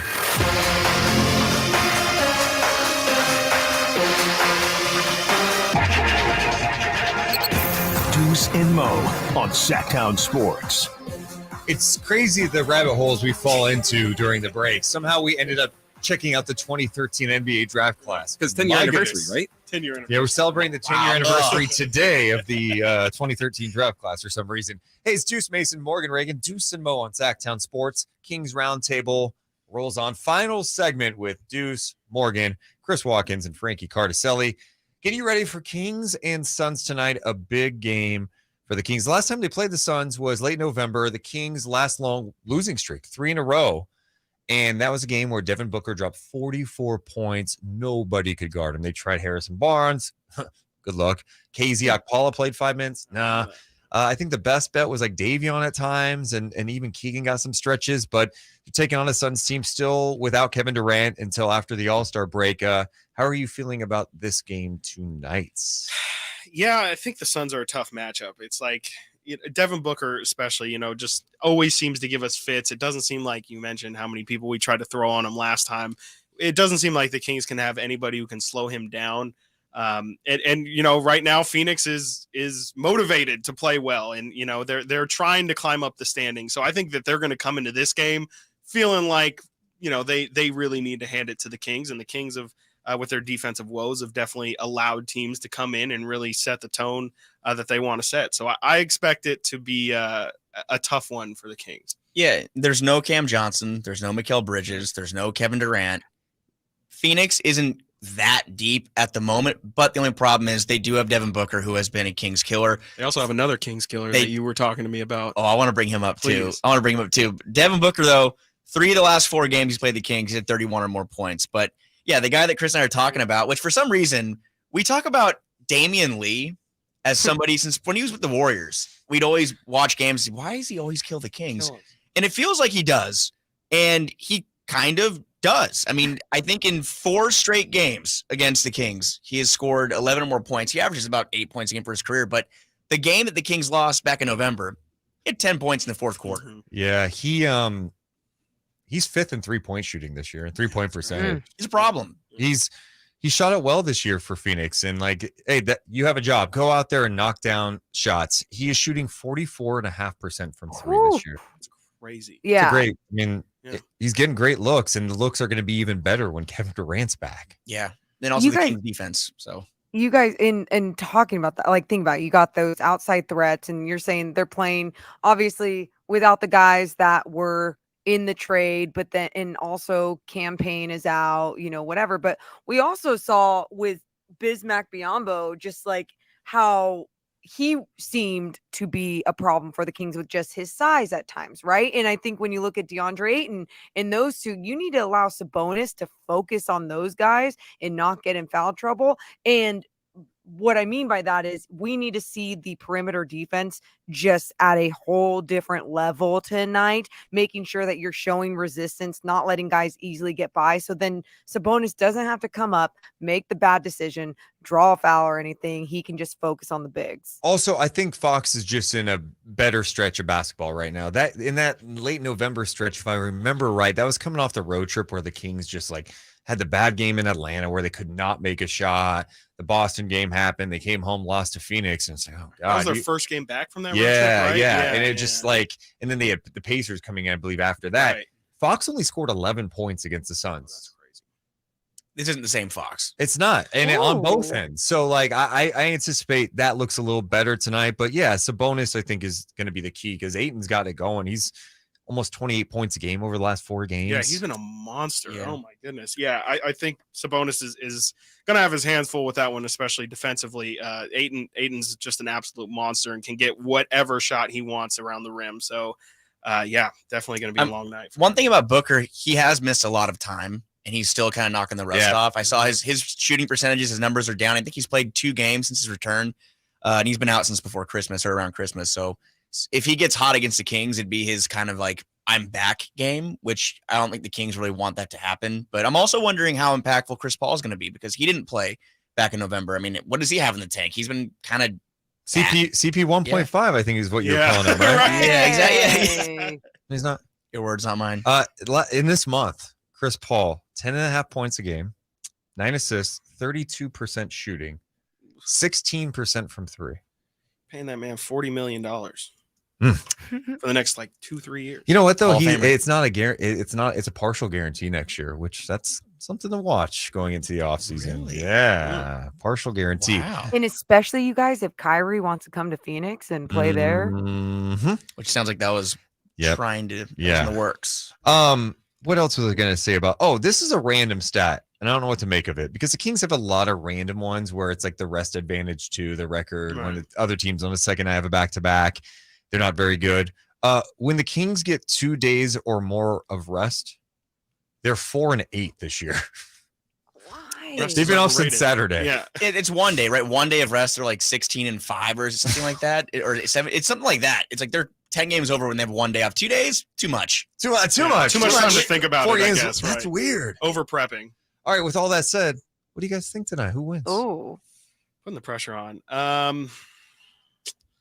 You know what? I'll go with the Kings. Ooh. You know, it takes a lot for Chris to say something like this. I'm not saying you're pessimistic, but you just are always definitely like, not optimistic. That's for sure. I've been pretty close to my pregame predictions the past couple of games. Nailing I predict to the score, like in our little Kings media group chat we have. I predicted the Kings were gonna the first game. To Dallas, I said their Kings are gonna lose by 8.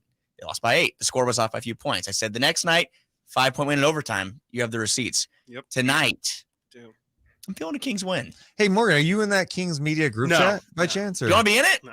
Who's in it? Who's in? Well, right now it's Chris, pretty cool myself, Hunter from the Athletic. Hunter. Oh, he's on the show tomorrow. Hunter's on the show tomorrow. Great 1 o'clock. guy. Yeah. Great guy. Brendan Nunez. Okay. And Cam Salerno. Okay. It's a little Not a group. bad group. Yeah. Not a bad group. I mean, I would I love don't want to be in it. Yeah, I figured you yeah, would. I was gonna say I would have loved to have been asked, but I would have denied. Yeah, I agree. It's weird we didn't get like an invite to it, but yeah, It probably looks like annoy you. The old guard isn't allowed in the group. Are we the old guard now? Yeah. So, yeah. By the way, No, Vegas thinks it's going to be close tonight. It's a 2.5 point spread. The Suns are favored in this one. So, Frankie, you think it's going to be a win by how much? I say Kings. Kings by 6. Morgan. Oh, I'm gonna go with. And I'm be gonna go with- honest. It's okay. Be honest with you. No, I know. Don't fall into Actually, the trap no, of Morgan, these lie to homers. us. Please lie to us. Okay, I could lie and say the Kings, but I'm going to go with the truth, and I just think that it's going to be a loss tonight for the Kings. I think when again, it's just looking at what Devin Booker's been doing, and the Phoenix Suns maybe feeling a jolt of energy after the trade deadline, and who knows? And you guys look at that record with the Kings with 2 days off; it's not looking good. Kings win tonight. Don't worry about it, guys. Kings by. I hate to say You it, have to but watch. 5. I think Devin Booker's getting 40 again. And a Ooh. loss. Your favorite. And a loss. Appreciate you guys being with us today. Make sure you hit the thumbs up on the way out and stay tuned because Kettles and Rami are coming up. You can watch it at youtube.com/Sactown Sports 1140. The Sactown Sports app. You can listen. We love you guys, but we got to go. See ya.